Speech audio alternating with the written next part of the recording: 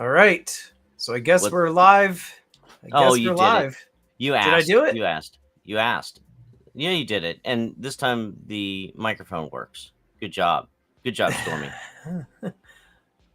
It's just weird doing this new platform, and I'm like looking, and it's actually working.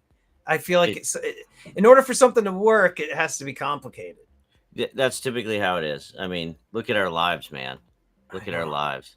I know. So we've got let me see here. We've got Ballad of Janine. I just want to see who came in here. Ballad of Janine, John Hyatt, Department of Numismatics, Joker's Wild, Herb Ash, Silver Forever. What is going on, buddy? Um, what is Around Naked Stormy Doe? What the heck, Herb Ash? What is it that you're writing in there? Around naked? Do you see it? No.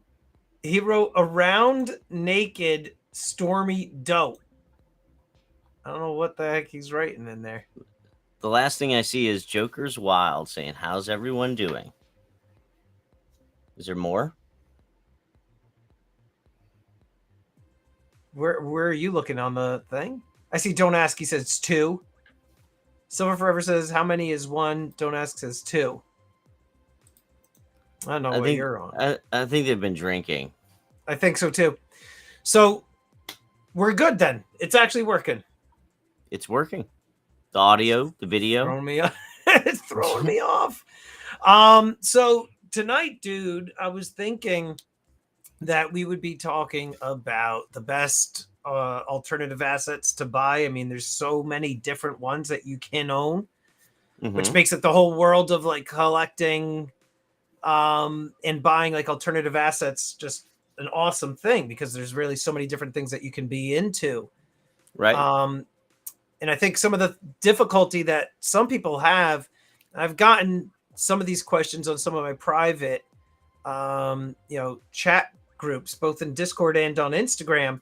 So people are asking, hey, is this the right time to be buying comic books, or is this the right time to be buying sports cards or whatever? And I said to them, treat it just like silver and gold, right? Like you try to not necessarily just buy everything all in one shot, right? Because that's how you can really get screwed. If you just go and you're trying to time the market just right, and you just say, you know what, I'm going to take all my money and just dump it in right now, that's how you get your ass handed to you. Yeah. So I said, do it like, treat it like silver and gold. Like if you're just stacking in moderation, a little at a time. Almost like a dollar cost average. Exactly right. Exactly. And so that's like the way I'm viewing it, because truth be told, right? I said this before. I told this to you in the past, and I said this to some of my viewers last year, right? When I was buying the comic books, I was going, crazy, and I had like 15 grand worth just sitting on my desk. And I don't know why the one day the thought of like, you know what, a recession should be, coming at any moment. Who the hell is going to be buying a $5,000 book? Who's going to buy that $2,000 comic books or whatever? I'm like, you know what? I'm going to sell all this, right? So I sold it all within 3 weeks, got all that money back, which was good timing because you know how I ended up having to buy the truck. Yep. And so now that I'm getting back into it, I do see that some of the prices have come down. And so I am kind of viewing it like you just said, basically dollar cost averaging down. I do think the market's still going to continue to drop, but not like a nosedive, not like something we saw in like the mid 2000s. I mean, where comic book and collecting world was like in the toilet, Yeah. I mean, look, the other thing with this is the collector space in general is a different echelon of buyer. Yeah. The guys who are flipping tennis shoes for profit, the guys who are into crypto and NFTs for quick profit, the guys who are into precious metals for quick profit. And these are the guys who show up on an auction, they buy $300 worth of stuff, and 12 minutes later, they're trying to sell it on their Instagram, right? You know who these guys are. They exist. It's flighty, it's fleeting, and they jump in and out of different things because they're the FOMO, and they're just trying to make some quick cash. The reality is a significant portion of the market, most of the market, are people who are collectors. They have a different line item for budget. They have a different budget completely. They have a different pain tolerance or threshold for spending. And so one of the things that I'm most comfortable with in the comic card space is there's always going to be a demand. Prices will fluctuate more beneficially than in precious metals, because you know how it is in precious metals. There's a dip, and then premiums stay the same for weeks or months, and then they go, oh, sorry, we're all out of stock. Yeah. Right. Yep. That it's a game. And honestly, I kind of feel like it's a less manipulated game, although it is heavily manipulated. The collector space is a little different than that. You have the dips that you can buy, and then a week later, it can be back up to the moon. But dude, right? There could be like an announcement that XYZ movie is coming out starring so and so, and immediately the book or whatever just takes a complete 180, like you said, and just shoots the moon. Absolutely. And some people are into buying comics similar to like what I do to some degree, and what you do with some of the precious metals is just speculating on some of it, right? So the equivalent for me would be something like, buying first in a series of something and just buying a whole bunch of it, knowing that it's eventually going to go up. When it comes to the comic books, there's people that do the same exact thing. They'll be like, okay, you know what? This is a major character. They haven't really done anything with them in a very long time. There's some murmurs that they might show up or whatever. I'm going to start buying first appearances. I'm going to start buying guest appearances. They're going to start buying that stuff just to flip it down the road. For me, and I think for you too, you and I aren't really necessarily buying this stuff to flip. We're actually buying this stuff because the nostalgic reasons behind it. The stuff that you're buying are all stuff that you remember from your childhood. And then obviously, you just bought that big collection where you're appreciating the art of it from the 60s and the 70s. It's a different time, the way that the styles were back then. And it's like a different kind of thing. And some of those things you're going to buy, those comics that you bought, you're going to press them. You're going to probably send them in for grading. And then most likely some of that stuff you're going to put on your graded 10 website. And then you're going to sell those for a profit. And then you're most likely the ones that you really like, you're going to upgrade and buy better books for your own collection. Yep. But you and I think in a sense for the comic books anyway, we're not buying to flip, which is what I was doing last year. Actually, what I was doing was I was buying, flipping, and then upgrading my own copies. And then I just kept on rinse and repeating. And I just kept taking those profits, flip the book. I had a 9.0, flip it for a 9.4. And then you got the whole thing conflated. What is that? I don't know, man. What the hell are you listening to? Yeah. What the hell? At least that's what are you doing? Literally, nothing is on my phone. Something's on your phone. I know. I got to turn it off. What was that? Oh, it's Reggie Collects. So, I'm trying to get this. Oh, so it's Reggie. Okay. Was he calling you? Yeah. So it's Reggie here, and I want to welcome you to another one of my live streams. You're watching this video. No. Today show, a show that we do on Wednesday to celebrate the best day of the week. The phone is shutting down and off, and it was still playing. I don't know, man. Whatever. Well, I think so. In terms of books, like, again, people are speculating on them. They can go up and down in value, obviously. I agree with you. It's not something that's manipulated. There's no way they can really manipulate this. It's not like an ounce. Go ahead. Well, you can have show bidders, and manipulate the sale of an item. But speaking to what you were, market manipulation, very difficult, if not impossible. And speaking to what you were saying, I'm buying these comics because I enjoy the art, but I'm not artsy fartsy. I'm buying them because I appreciate the investment opportunity. Although I'm not running around claiming I'm a comic book billionaire, just millions. I'm doing it because I think, strategically speaking, I've watched comics from the 40s on grow in value steadily There's ups and downs, but it's almost like the stock market. It'll always come back up. Comics will always be there. You mentioned this on your live stream when you were by yourself last week. You said, the reason comics are so intriguing are for 5 or 6 different reasons. All the movies that we're watching, the television shows that we're watching, the binges, the MCU, all of these are started from comics. Mm-hmm. This is why these things exist, is because the comic book existed first. And Right. while there's some historical precedence there, in truth, it's as valuable buying a Punisher 1 as it is buying a Carson City 1 in MS-70. Yeah. It's the equivalent. It's just a different widget, if you will.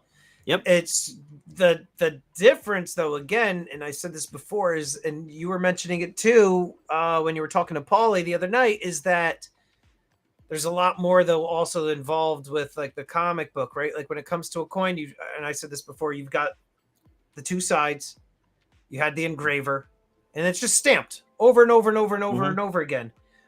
The comics, you've got all the different people involved, right? And so many different things.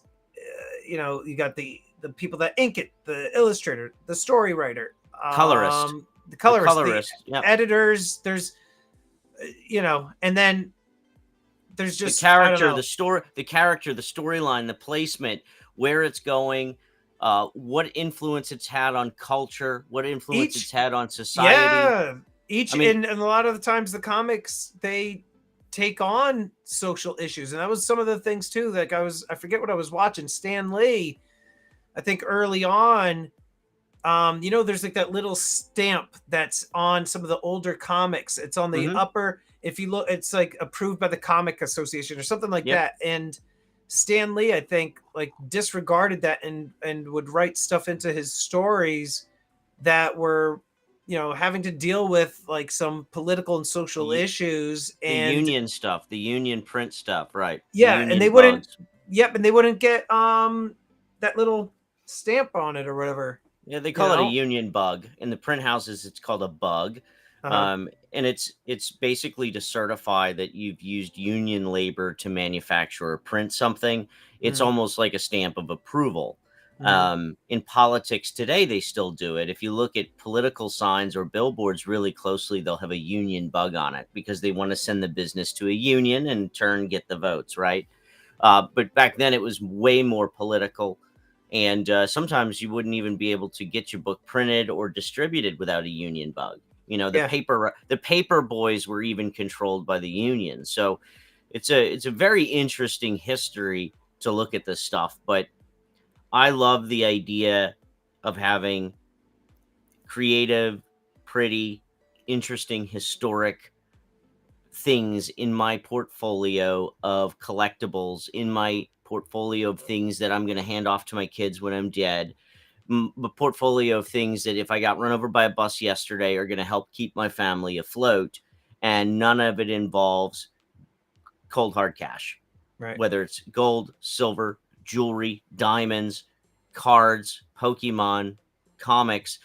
I love being in all of it. It's so much more exciting than it's a lot more fun. Yeah, there's more involved. And again, and I've said this before, it's like there's only so much you could do with coin, silver and gold. It's, that's why for me, I've been into like so many different things. I had the sports memorabilia, I had the sports cards, the comics, Magic the Gathering, Garbage Pail Kids, the coins, like lots and lots of different. Silver Trooper. What's up, brother? I see you in here. 9.0 goes for 500, he says. Well, Silver Trooper had like a whole Star Wars collection, I want to say. Toys or comic books? No, I think they were toys. Trooper, what was it? It was Star Wars toys, right? Or whatever. But he sold it all and like paid a bunch of bills and then took like a giant 2-week vacation to Hawaii on some collectibles. I mean, some like toys. I don't know. He maybe one day we'll ask him on to talk about what he did. Because he's always got some interesting backwoods toys. Toys. Okay. Sold and sent my wife and I to Hawaii. I had those toys too. I had so many of them from the 1970s and early 80s, right? Where I believe it was Kenner that made them. And the thing is, as a kid, you're playing with them. I lost all of the weapons and stuff. And I remember when I was like in my early 20s, and I was like, or maybe like 19 or whatever, my mom asked me, like, we're having a garage sale. Do you care if I sell these or whatever? And I'm like, no, I don't care. I don't do anything with them. She sold them all at the garage sale. Nothing too, like $3, $5 per, But Silver forever. I'm Silver. I'm sorry. I'm just watching comments, and I want to start talking to people a little bit too. Silver forever. I'm not a supporter of labor unions. Just to be clear, I'm sure you were halfway joking. He's joking with you. We all, Stormy, have gone. I did it with, what do you call, garbage pail kids? You have a good. Don't you have garbage pail kids hidden somewhere? All of them, 1 through 15, both A and B cards, the entire complete original sets, and 4 binders. They're let me see if you can even see them. They're right up there. 4 binders, 1, 2, 3, and 4, and I even have like original wax pack for each of the series in there. And I have like each page, like I have like a divider between, each series.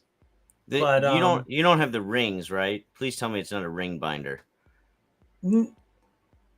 It's a ringless binder, right? If not, tell me it's ringless, and then go to Amazon and get a ringless one.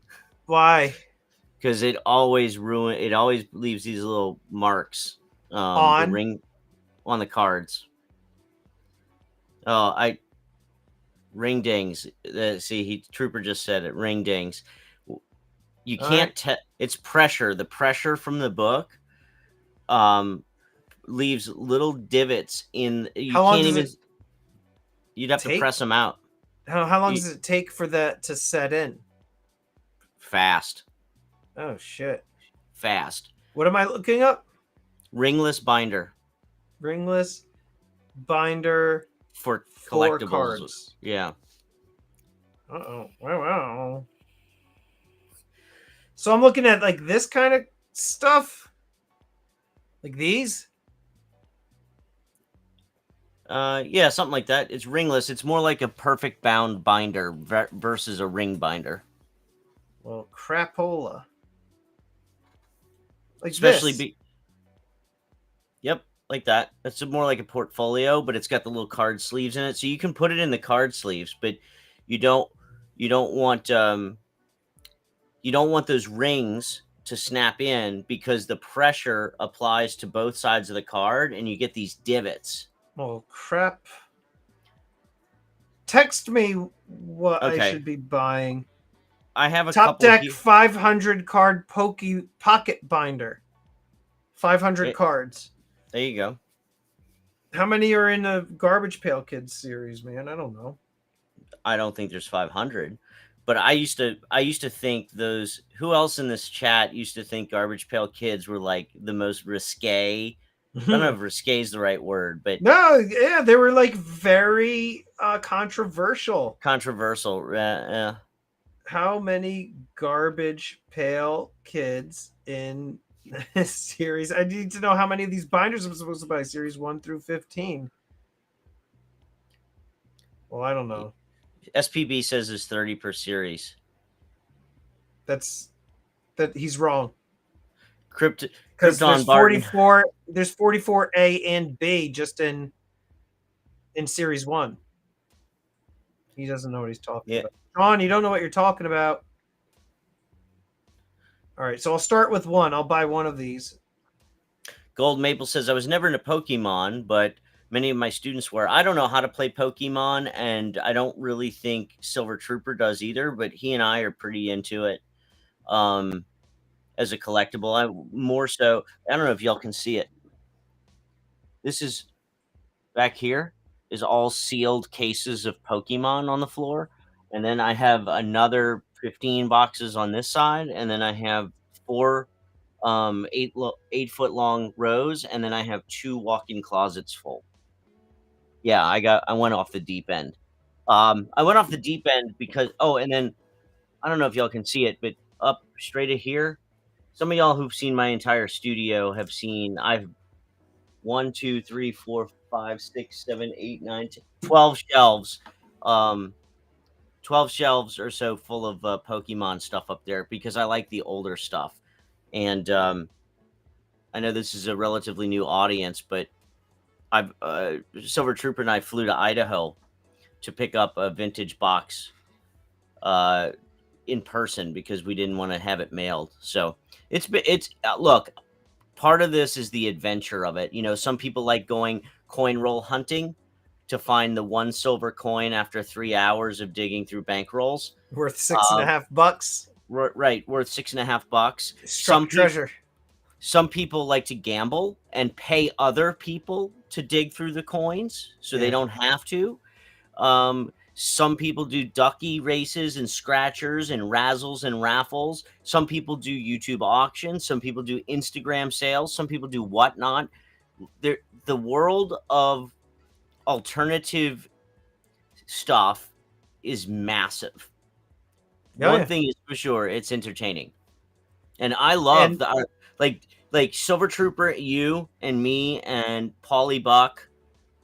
We actually do this little circle talk. We send each other links and we talk about what are we buying. And then you and I are like at midnight going, I'm fucking supposed to be asleep. I'm in bed, but fuck, dude, I'm about to buy this $5,000 comic. And I'm like, do it. And you're like, no. And I'm like, do it. And you're like, okay, I did it. Who, me or Trooper? No, you and me. Trooper did. Oh, yeah. No, because I was like, $5,000 Trooper. I'm like, wait, he must have like his own episode of Training Day. Yeah, no, you and me. No, yeah, we're each other's worst enemy. Influence. It's like who can go to bankruptcy faster and max out credit cards on the way down. It's just, but look, we might seem ridiculous to outsiders, but I think we're actually relatively well behaved because everything is done strategically. We're not flighty. We're not flighty. We think about it. That's true. We don't just like on a whim just go and buy it. It's stuff that we've thought about. If it's a good opportunity, we go for it. And I want to say the last 7 minutes that you've been talking the entire time, all I'm thinking about are these ring dings. That's the only thing I'm thinking about right now. Go get the binder. I'm telling you, get the binder. Once my mind is set on something, I'm like freaking out now. Hang on a second. Let's get this. Trooper says, "Oh no, not me, son. I go in volume and at lower price point. Damn straight he does. Damn straight he does." So look, how will I know if open the book on camera so I can see it. Yeah. Okay. Do you see the rings line up right in the middle of the card? Ring dings. Pull a card out and look at it in the light. Slide a card out and look at it in the light. Here we go, guys. This is either going to be, phew, I dodged a bullet. It can't be in the top loader. Is it just a raw card? Yeah. Okay. I dodged a bullet. You think so? Yeah. I'm not seeing anything on this. It's too fuzzy for us to see. Nothing. I could also pull it in closer too. Hang on, and I could get the where the heck is my? We're on this one here. Check a few of them. Because let me turn off the autofocus and then I will. Oh, you know what? Check one in the middle of the binder, bro. That's what I meant. Okay. The one on the front. Check one in the middle. You may have been saved because you keep it stored up and down. I keep them up there versus like on top of one another. But do you see how the rings touch the card, rub the front of the cards? They don't. There's a gap in between. No. Look. See how there's like a. Yeah, when you close it, the middle of the card runs along the ring. Okay. Now, Randy says now Storm won't sleep tonight. He won't. No, I won't. I'm going into the middle here. There's a safer way to store them. Well, I just ordered 2 of the 500 capacity binders. So that's what I love about you is that you don't have to. You don't go through analysis paralysis. It's just the card is wavy just from being old. And humid. And this one looks like it's got like Schmutz. yeah. Okay. But no ring a ding dings on that, and that's in the center. Yeah. We dodged a bullet then. So far, so good. Just get them in the ringless binder, brother. And anybody else they're coming out there, on Friday. Anybody else out there who's got cards shoved in a closet somewhere, in case a rainy day, go yank them out and ringless binder. I even have like the wax pack on the upper right up here. Uh-huh. The wax Still pack sealed? is there. Is it sealed or no? That's just like a opened wrapper. Yeah. But I do want to show you something that I don't know if you've ever heard of. Hang on. Check this out. I don't think many people will know about this. Some will. Sean Paul Bernard, if he's still in here, he will. Silver Husky said penis. I'm looking and I'm not seeing. Clay Murphy wants to know if you have a graded Nasty Nick. I don't think you have any graded. No graded. No graded. They're all just raw. Yeah, no, I'm not seeing any of that ring ding stuff. I'm like looking at each of the ones that are on the inside and in the middle, but this is something that I really loved. I remember being in like 6th grade and seeing this. And I was like, how the heck are they making cards like that? Tell me if you've ever heard of this. Dinosaurs Attack. Why do I think I have? But it's like the most violent. It's amazing. You've got these dinosaurs coming from outer space and they're just like eating everybody. It's like here, I'll pull a couple out of here. They're like stomping on people at a wedding. I can't put my finger on it, so I may not have a clue what. Oh wow. Yes, I do remember those. Look at it, just killing people here. There's one here, this one just stomping on a dog. And I was like, how is it that like if I drew stuff like this as a kid, you'd get in trouble. Like, oh yeah. That's awesome. Crushing canine. You see like a little kid in the background crying here. What was the publication date on those? I think I have a new addiction now. Oh, these are awesome. And they're not cheap. They're not expensive. 1989 it looks like. So I was like 10. Oh, look at this one. Like, you want to talk about violent? Here's some of these dinosaurs eating children out of a school bus. Hang on. I love it. And those are herbivores at that. I know. Yeah. But like, it's hard for you to see, but like you can see them ripping a kid apart here. This kid's smashed. Like a tuna can. Oh yeah. They're chomped right in half. I'll try to find and this one is like one that's, in my opinion, is iconic. But they're inexpensive. You can buy them. Triceratops with the horns. Oh yeah. Look at the bride and groom impaled through it. Like, go buy a set of them. They're like, here, we're gonna go shopping on eBay. I'm gonna pull it up here, but there's only like 50 or 60 in the series. It's just so. Krypton Barton wants to know why we don't handle things, and he had some other questions earlier. I assume it's Krypton. He wants to know why we don't handle things with a glove. Now, I'll tell you this: the reason you don't handle collectibles with a glove is because gloves can actually be more damaging than the oils in your skin. Especially the older stuff has pretty much already been seasoned. Look at that. They're all gory. Yeah. His general is just stomped on his guts and everything. Like, you got to get this thing. Bone matter.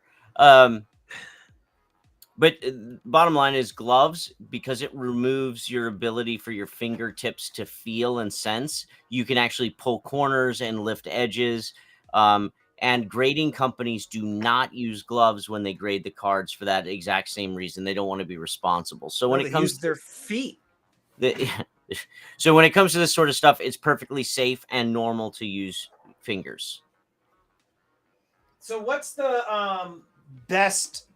See, like I even for a little bit was getting some of these. Mm-hmm. For a while, I was interested in because I owned an oil company. I was Yeah. interested in those old oil drilling certificates I and was wanted gonna to have them. say, Yep. have them framed on your. Yeah. How expensive are those?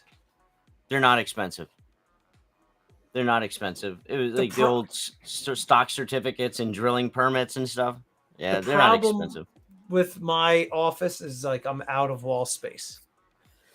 Like the only other space there is to hang stuff up is like on the ceiling, ceiling and the floor.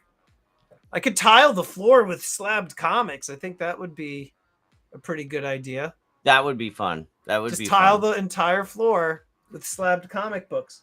But so the problem, and I forget when I was talking about this, but one thing that I've always had an issue with is, all jokes aside, buying low and selling high. I've never really been too good at that. Usually I've always been a buy high, sell low. Yeah, that's the typical routine. Everybody, Always. well, content creators like to tell people that they all win. That's the truth. And the reality is you lose a lot more than you win, and it's only considered a loss when you decide to sell. Yeah. If you're buying something that you then are forced to sell to pay other bills, you shouldn't have been buying it from the get-go. So Right. I look at it like this, and I know you do too. You buy the item when it comes to the collectible side. You buy the item so that it could sit on that shelf for 10 years and you don't care about it. Like it'll grow in value, it'll shrink in value, it's going to go up and down, but it's yours to look at.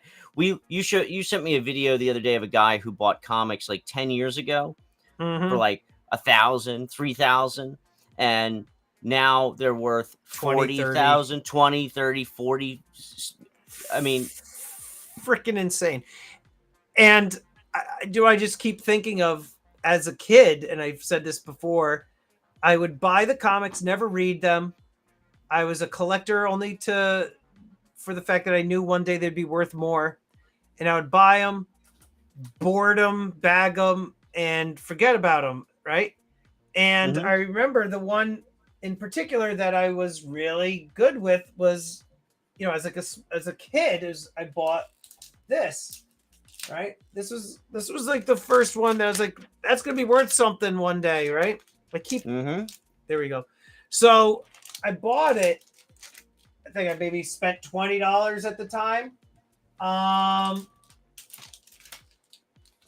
And then I told everybody, they've heard the story before, I sold everything like 10 years ago or whatever. My wife was like, these aren't doing anything. Sell them. Mhm. And I literally sold my entire collection for $20. Like they were worth nothing. The 1990s stuff, it was worth nothing. The junk wax error. Yeah. Yeah, it was just like, I'll give you Rough. $20 for them. The only thing that the guy wanted really was the stuff that I had in the binder, which was like that Wolverine #1, which is back there, that thing. The Breaking of Batman's Back, Death of Superman. I had Spawn 1 signed. Dude, and those were just like, in the Carnage thing, and all of those, plus my box of Raw books or whatever, and everything all in $20. And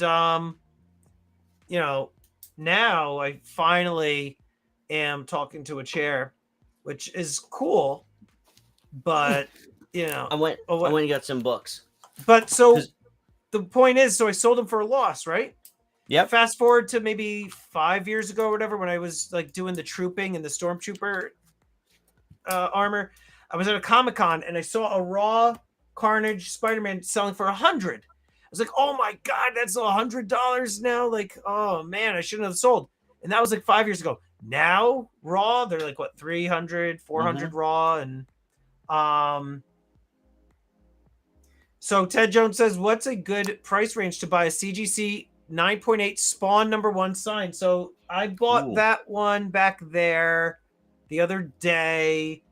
I could pull this up in my purchases. Do you remember, John, what I spent or no?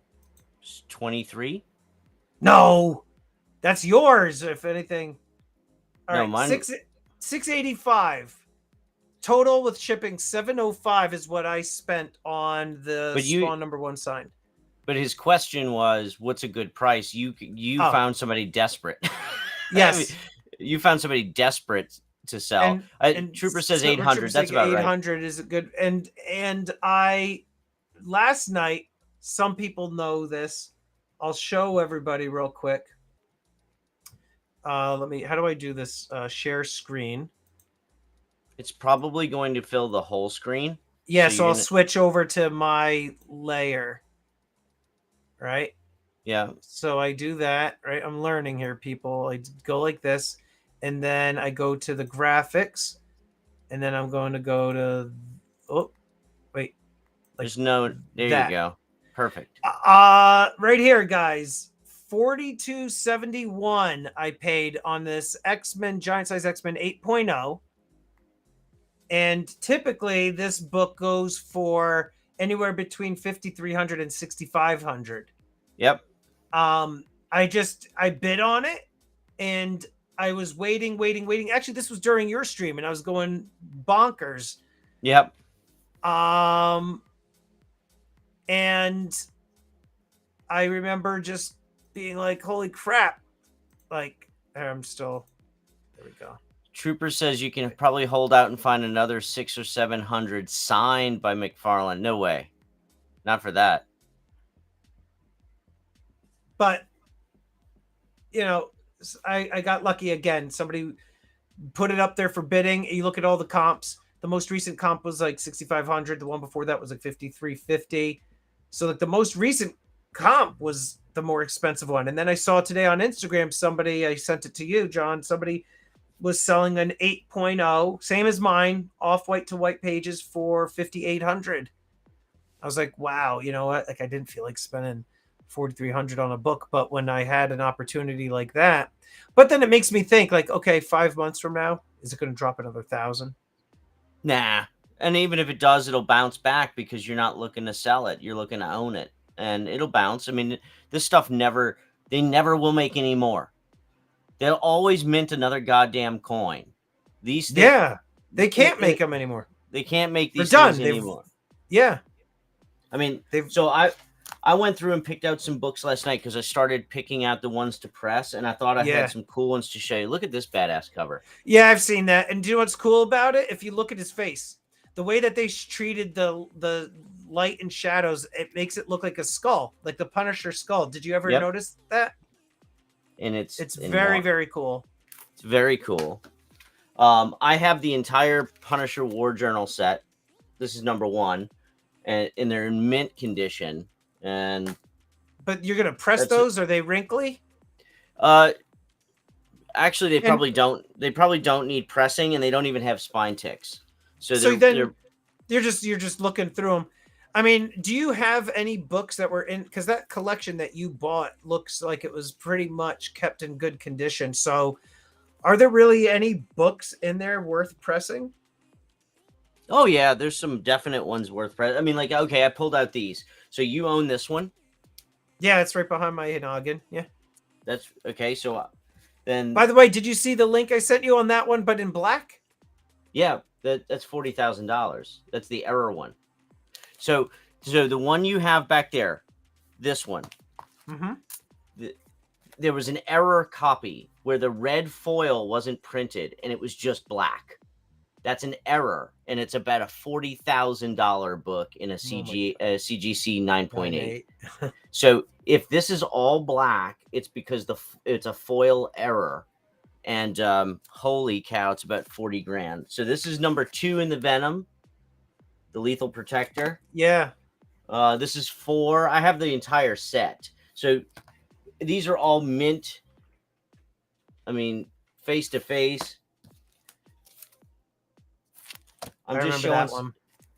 This is Spider-Man Unlimited Carnage. Yeah, I had that one. I sold a raw one of those of that last year when I was selling the books. This is a pretty cool. I like the gold. That one I love. That's one I'm going to be getting. Is that 375? Yes, this is 375. See, that's on my list. Lethal Wolf, what's up, buddy? He said, my favorite is the one I bought from Stormy, Wolverine #1, signed by Chris Claremont. I forget what grade it was, Lethal Wolf. It was a 9.8. Wow. So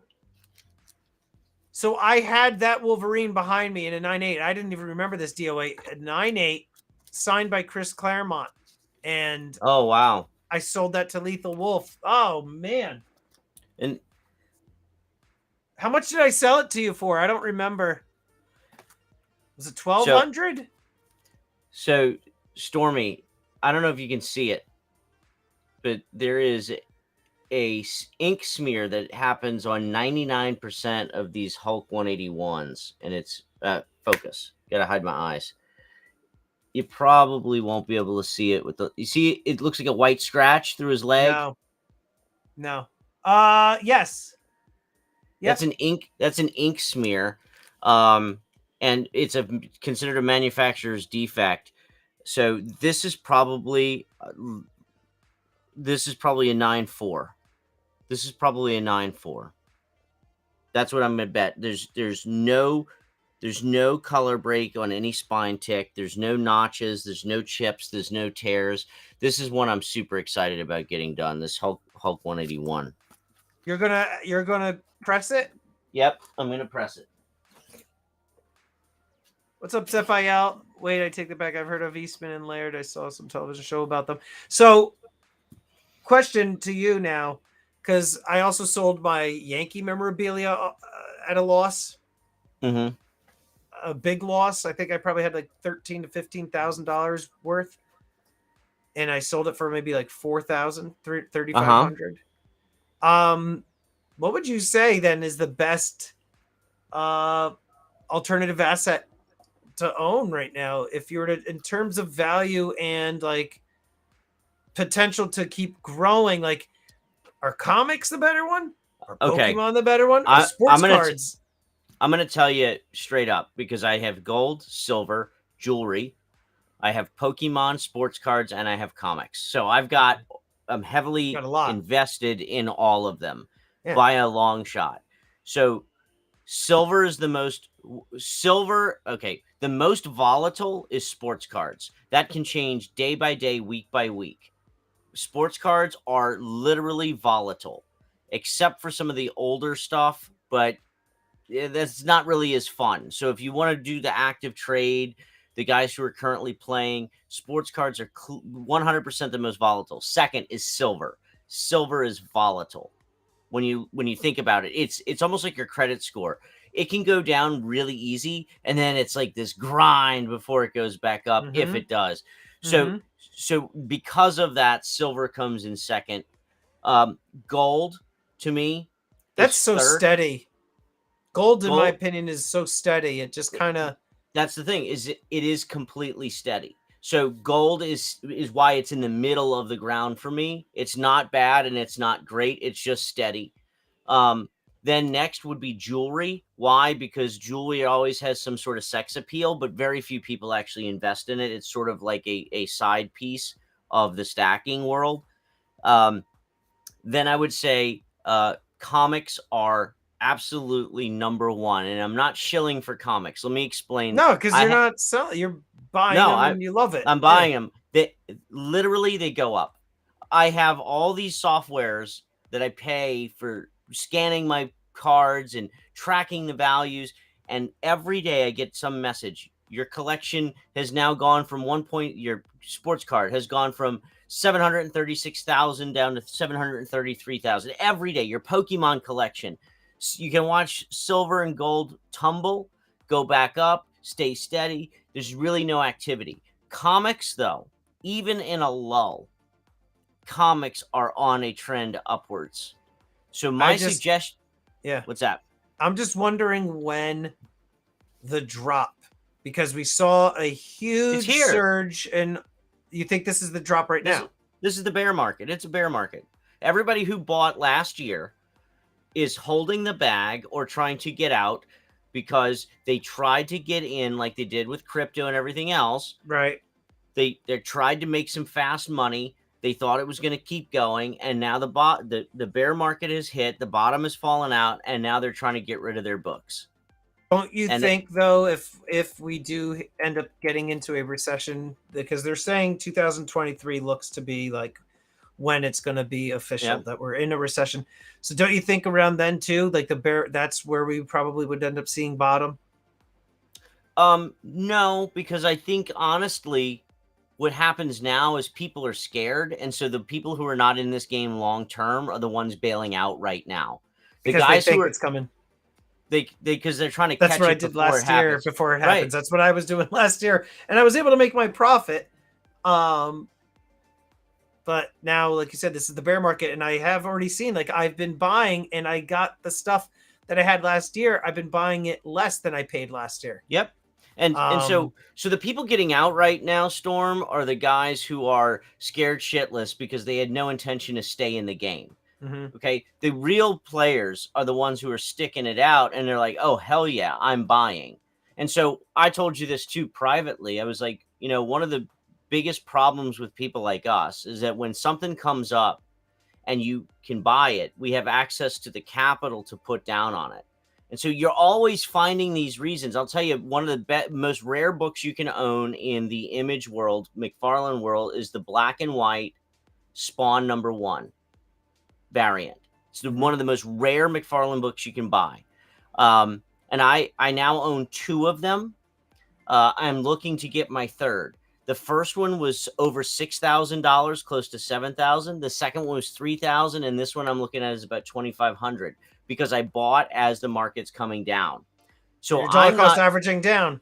So I'm dollar cost averaging down, and when it's all said and done, I will have probably a $5,000 book for about a $3,200 average. Mm-hmm. But the only way that works, the only way that math works, is if I buy 3 or 4 or 5. If I just kept that one. If I just kept that one that I paid $6,000 for or whatever, you'd be losing. I'd be losing. So that's the fun here. It's the same. I mean, it's just the same theory of buy low, sell high, dollar cost average. You take that and you can run that across any alternative asset. It's just that people need to also do their homework, and that's what you and I were saying before. Is like, you don't want to just jump in out of excitement and impulse. You definitely need to pay attention, look at the prices, look at where they have been, where they can go. Right. And I would say the first time in the history of ever for me, in terms of like the buy low, sell high, this is the first time that I've actually been doing a decent job. And it comes to the silver and gold, like something just kind of finally clicked with me, and yeah, it's beautiful. This is you need a statue of that. This is the one of just so y'all know for reference, this is absolutely the pinnacle of Todd McFarlane books right here. There's like 30 of these on the census in 9.8. The Malibu Sun Spawn, before Spawn was a thing. This is a holy grail book. But these, I'm just showing those because this is a new audience. They're not, they don't come to the other channel yet. You should. I was going to show, I think we should talk about the 361. Hold on, before we talk about 361, Yankee saying precious metals and real estate will become the last safe investments for the retention of wealth. They're the Alamo. I couldn't agree with you more. Absolutely. I completely disagree in real estate. Real estate's about to fucking fall through the floor. It's going to be nastier than 2008. I won't disagree with you on that, but like any other housing market, right? You do have the cyclical bubble bursts. And then, so we're going to see a bubble burst. But what I think what he is saying, I mean, people, and I can speak from experience too, for the most part, people who have owned real estate typically, historically always do better, with if you want to call it an investment, because there's only so much land, right? And then you see a lot of people who are into stacking. They say, I want to stack enough silver so I can start getting into gold. And then they say, you know what? If I could save up enough gold, and you and I know a couple of people who are in the process of doing this, I could liquidate my gold and buy some real estate with it, right? Because then in real estate, then you can do what? You could rent it out. You could generate income as opposed to sitting on the shiny rocks hoping that the prices go up. But look, interest rates through the roof. job market economy is down. People's spending is through the roof. Credit cards through the roof. Inflation's through the roof. Everything's through the roof. People who could see everything people who could qualify for a house yesterday can't qualify for a house today. The real estate market is great if you are a tycoon and you don't live in the property. If you are an investor and you have a portfolio of land, great, sit on it. That's fine. But for everyday people to go cash in whatever little money they have left to try to play Carlton shits and get involved in the real estate market and start flipping houses and all this other shit like you see on TLC is absolutely ludicrous. It's insanity. Yeah, but those shows on the TV channels, I mean, the likelihood of people being able to do that, right? It's almost selling them like a pipe dream. Exactly. And that's why I'm saying people see like oh, we bought this little shitty house for $30,000 in Compton and we flipped it. We put in $10,000 and now we flipped it and we sold it for $120,000. So now all of a sudden, people are like, oh, I can start flipping houses too. I helped my uncle do his kitchen once. I'm reading some of the comments and it sounds like that exactly that. Oh, I kept my house. I sold it for a profit. Flipping isn't investing. I see that one. It's happening everywhere in the world, not just the US. I don't know what y'all are smoking, but it's no different than any other commodity. Real estate is no different than any other commodity, period. They all have their ups and downs. The only difference is real estate is typically the most expensive single purchase a human being makes in their entire life. So it's on a whole different scale. A car is typically the second. So I don't think anybody in economic turmoil should be putting their duckies in something that's as volatile. I think you do better sitting tight. But to each your own. And if you don't like that, that's opinion, right? We all have our own opinion. But why do you think 2008 happened? 2008 happened because people ran around thinking that it was the shelter, that it was the savior, that it was the line in the sand, and it wasn't. The bottom fell out and everybody crumbled. Not everybody. Well, you had all of those securities of the dog shit loans that were just bundled into securities and resold, and people realized that it was absolute trash. Yeah, so you have the whole thing came down. So you have investors that bought property to rent to people who were or to sell to people who were unqualified, and then banks giving the unqualified people loans to buy from the investor. Well, if that crashes, the investor doesn't have buyers and the homeowner doesn't have money and the bank doesn't have shit. So that's where the bottom falls out of the whole thing. And I'm sure it's going to rile people up in the comments because, they're all tycoons, but you do what you want with your money. And I wish you absolutely the very best, because I'm going to do what I want with my money and you're going to do what you want with yours. And that's the beauty of America. That's the beauty of being your own independent person. So the question was asked, our thoughts on crypto. Now, I know yours. Before you go on to your monologue, I do want to say real quick, and Krypton says you're dead on, DOA. Yankee, stay here because you're a part of this. As I was buying crypto, you and Yankee are very polar opposite individuals. But you and Yankee also have very similar views on crypto. You were telling me, Storm, don't buy that dog shit. It's horrible. Yankee, he would tell me, not in that language. He'd be like, yeah, see, ooh, that I wouldn't buy that. No, I wouldn't buy, So he also was against it, right? And I remember telling him, like, Yankee, I'm up, I don't know, because I told you I bought at 19, and I bought again 23.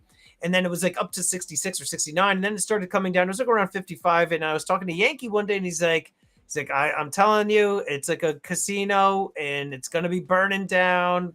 I don't know if he even remembers this conversation, but I'm like, you know what? All right. My investment's up right now. I'm going to just sell it, whatever. And I sold it all. And I felt good. I'm like, okay, I like almost tripled my money. And then 2 days later is when Elon Musk made his announcement. Tesla's no longer accepting PayPal, taking crypto as a form of payment, no more Bitcoin or whatever. And then that's boom, tanked tanked, completely dropped. And I was like, oh, thank God, I'm out of that, completely. What to me, what opened my eyes about crypto with that is that if one person can just make a statement and completely wipe away billions of dollars of net worth, and then on the flip side, make a comment, he said one word, Doge, on a tweet, and cause all of a sudden billions of dollars to appear on a meme crypto. I'm like, okay, the fundamentals for that are not there. I understand the merits behind it. Like, I understand the concept of it and why, crypto had a lot of people that are interested in it. I get it. However, being that it wasn't being regulated, I mean, all the different things that you saw with crypto not regulated, even though people claim that it's super, super safe, you do have in here stories of people losing so much wealth just being taken away, whether it was hacked or whatever the case may be. And now we see it. What is Bitcoin now at $18,000 or $15,000? I mean, but look, if you bought it at $1,000, you're still doing great. Yeah, but you and I know one individual who had a few of them, who has a few, like this one guy who was in a private group with you and me. He had 3, and I was like, dude, what the hell are you doing? Sell that stuff. He's like, no, it's going to go to like $400,000 per Bitcoin. And he may be right? This could tank, and then you could get something that happens where all of a sudden everybody just floods to crypto. They're like, buy. It's at this really low point, and then fear of missing out can happen again. But I think it's, for me personally, I'm too neurotic. I check it too often. I get too anxious. I can't just set it and forget it. I'm not one of those people. So it's just not for me. Okay, your turn. Well, I mean, you covered all the bases there. I think from a fundamental perspective, all money is based on trust. Yes. All currency exchange is based on trust, faith. Whether you have faith in the government, faith in the precious metal, faith in the backing of it, whatever. And I know there's a huge argument for the government's just printing money. I get it. I hate it too. But when it comes to a new driving force, you're printing money. Yeah, I have faith. I have faith in the Stormy Bucks. Bucket bucks, baby. The bucket bucks. The only thing that would be better if I could find a strip club that would accept those as payment. That'd be funny if you actually tried doing that. Don't tempt me with a good time. Don't tempt me with a good time. Oh, the DOA. Yep. Remember how pissed you are that we gave you? I gave you $1.85. Yeah. Monkey fuck. Fucking ball bag. Yeah. Oh, now's a good time to insert ads. Should I hit everybody with an obnoxious commercial and get 14 cents of ad revenue? Yes. I just did it. Damn. Oh, they're probably watching either something on like Ford trucks or soap. They can't see me. No, they can't hear me. Only the people that have YouTube Premium right now are still seeing us. Oh. Other people are watching like a shitty commercial. It's gonna take them like it's gonna take them. The only thing that would be better if it was a commercial for Carlton Sheets Real Estate. That would be it. Yeah, Yankee says at my age, my priority is wealth preservation. I still invest. I even speculate a little, but I don't gamble with my wealth. And Yankee, it's DOA and I too. We're about 15 years younger than you. He and I can still kind of be in that. I've always been a little bit more conservative though with my money too. I've never really been somebody who just YOLOs everything into what? That's for Silver Trooper. He says he prefers to watch the commercial. I'm like, why are you giving me the middle finger? But I've always been a little bit more cautious. And then I was dabbling in stocks for a little bit just for fun. Each week after my auctions, I'd buy like $500 worth of stock in something. I'll probably wait a little bit longer and I'll probably start getting back into it. Again, I see like if you remember, I sold the crypto, sold the comics, and I sold like 5 ounces of gold, took some cash that I had, lumped that all together and paid for my truck. but now the gold has already been replenished plus some. The cash has been replenished, and now I'm rebuying the Collectibles. comics. But let me tell you something from a perspective of wealth. You're rebuilding that wealth. Sure, Yeah. you could cash in all that stuff and go buy a piece of property. You could do what Yankee's doing, which is private equity loans. I know that Vertical Stacker, if you guys don't know who that is, you should find him and follow him. He's an attorney. He does a lot of private settlement type stuff, like JG Wentworth type. I mean, I'm not sure saying he does a lot. I'm saying that it's of an interest to him. Those types of things are absolutely wonderful to do, but for everyday people to feel like that, what are we laughing at? Ted Jones goes, can we please have another commercial? So I just dropped another commercial on you in the middle of my rant. Only, but listen, there's 42 people in here. Probably only 10 of them pay for the premium. The other 30 are watching ads. I'll share the 17 cents with you. He's talking about, yeah, I get what you're saying, Yankee. You're talking about a secured loan. I get it. Like I said, those are amazing things for people who have the capability to do it. The reality of it is, for most of the people watching our show, most of the people who are involved in the stacking space are not in that position to do that. Most of them, Stormy, are not in the position to cash in their stack and buy $100,000 truck and then go acquire 50,000 in collectibles and then stack 30,000 in cash in the safe, all in the same time frame it took somebody else to get fired or hired at another everyday job. Mm-hmm. It's just not normal.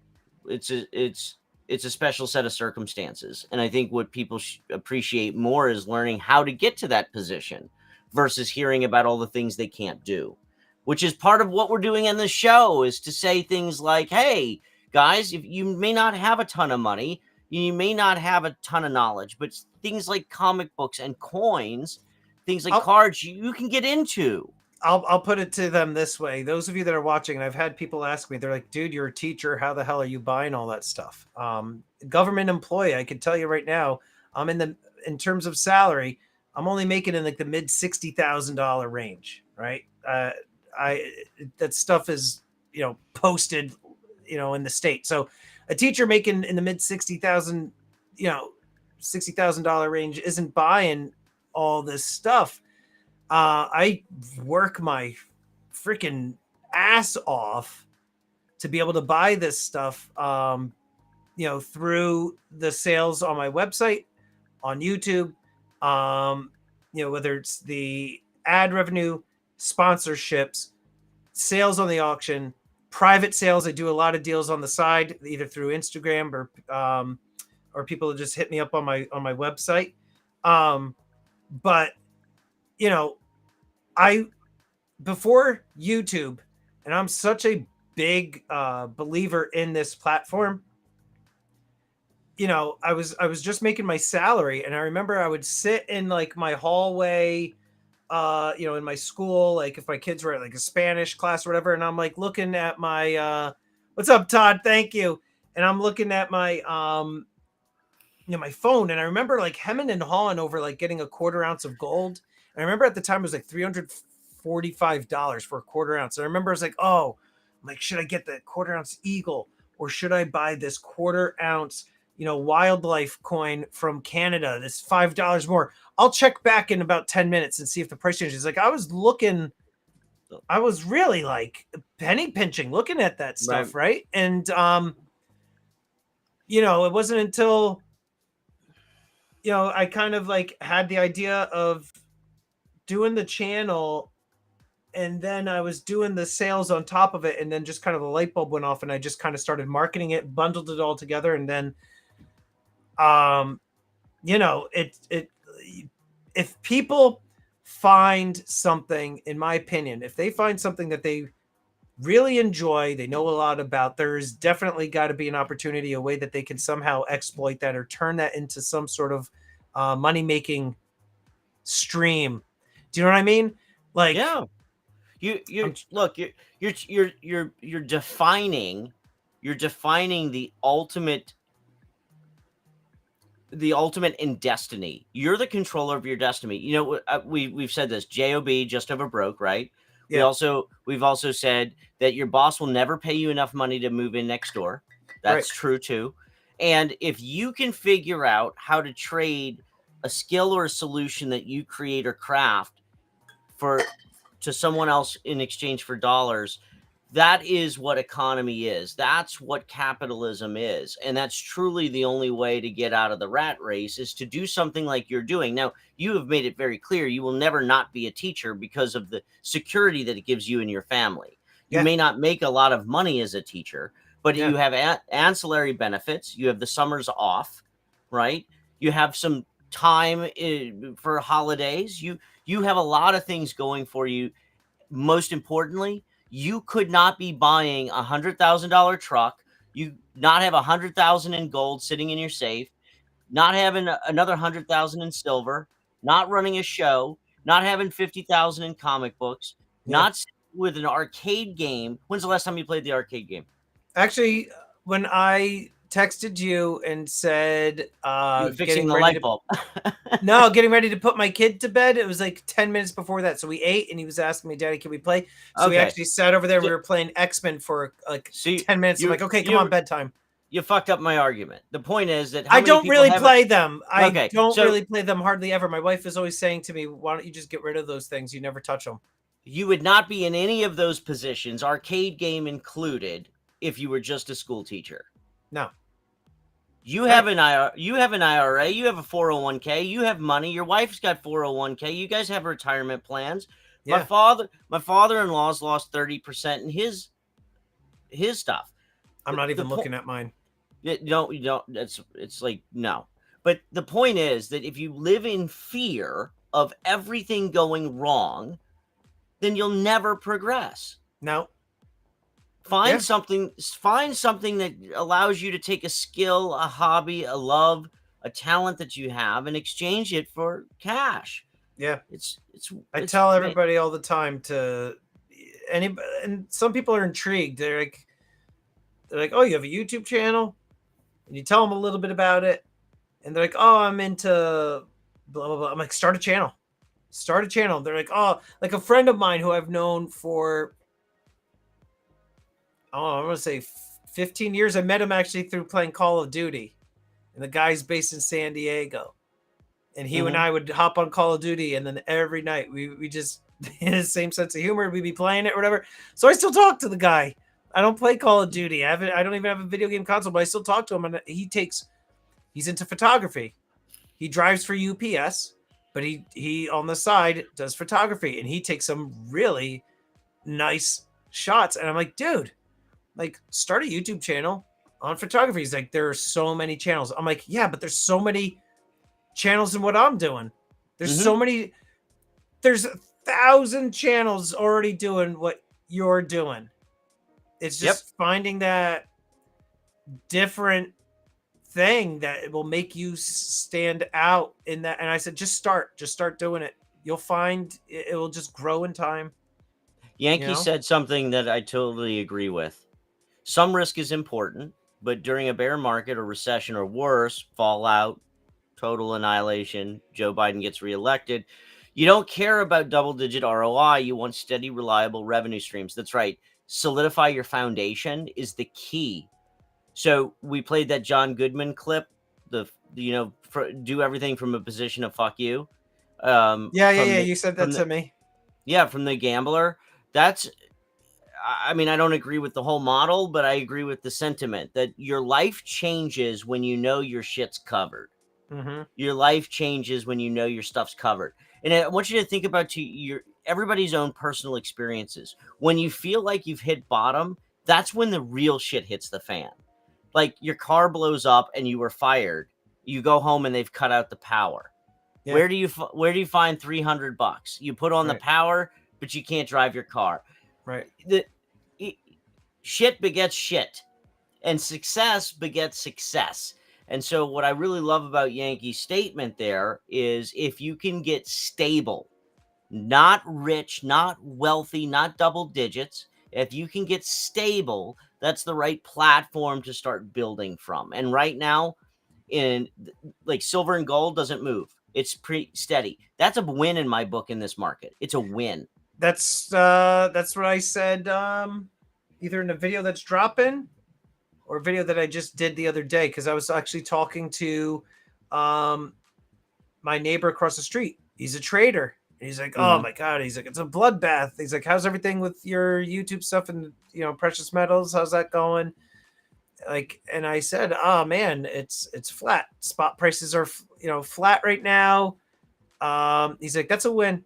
He's like, everything else, if everything else is tanking and that's holding its own and it's just kind of sitting there, it's a win. I'm just curious as to when the major stampede rush will be into the precious metals, because, you know, that's the safe haven. I guess it's usually the calm before the storm. Usually you don't really see a whole heck of a lot happening. And then once the market starts to tank, that's when you start seeing people jumping in.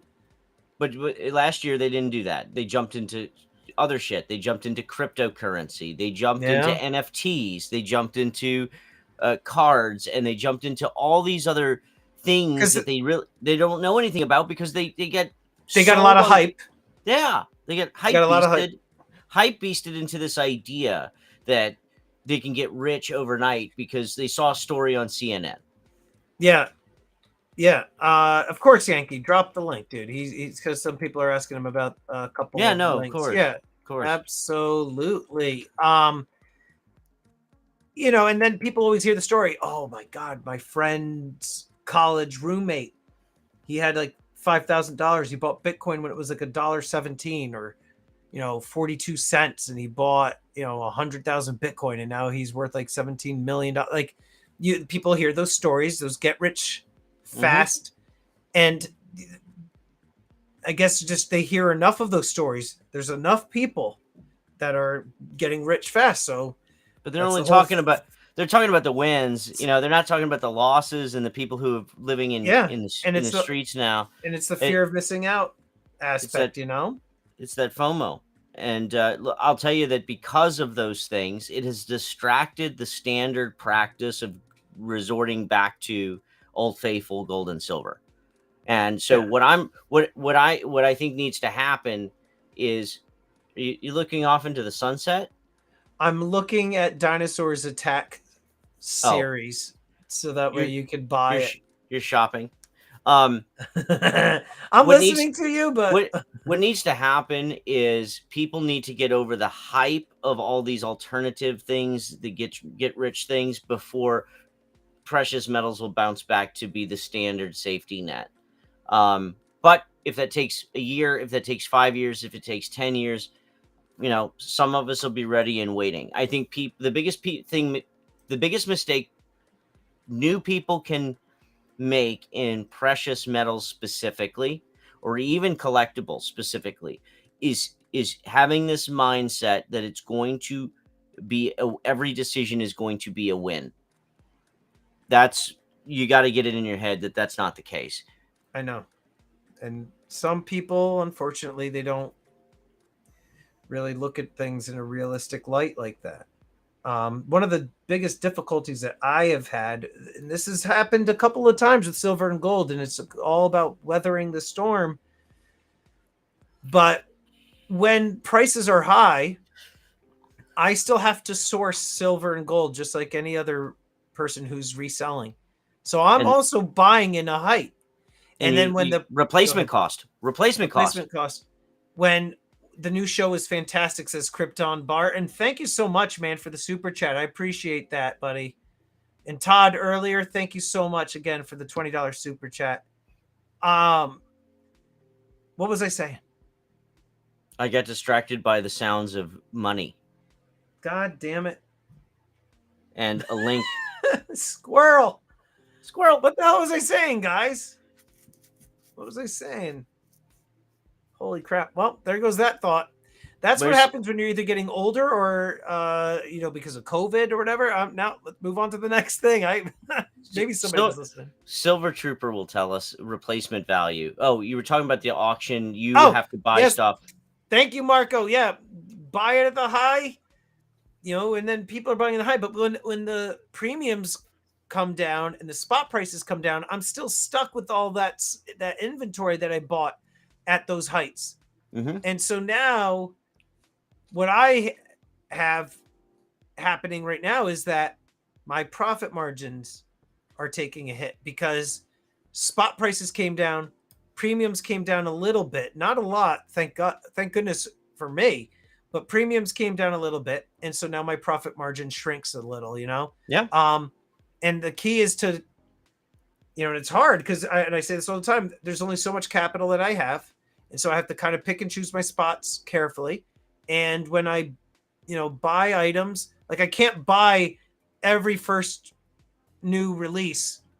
Something comes out tomorrow or 5 new things come out tomorrow. I can't buy 20 of each of those tomorrow and then hope that one day a year from it. So that's part of the problem that I have.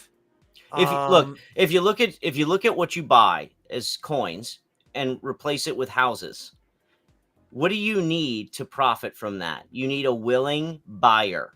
Yeah. You need a willing buyer.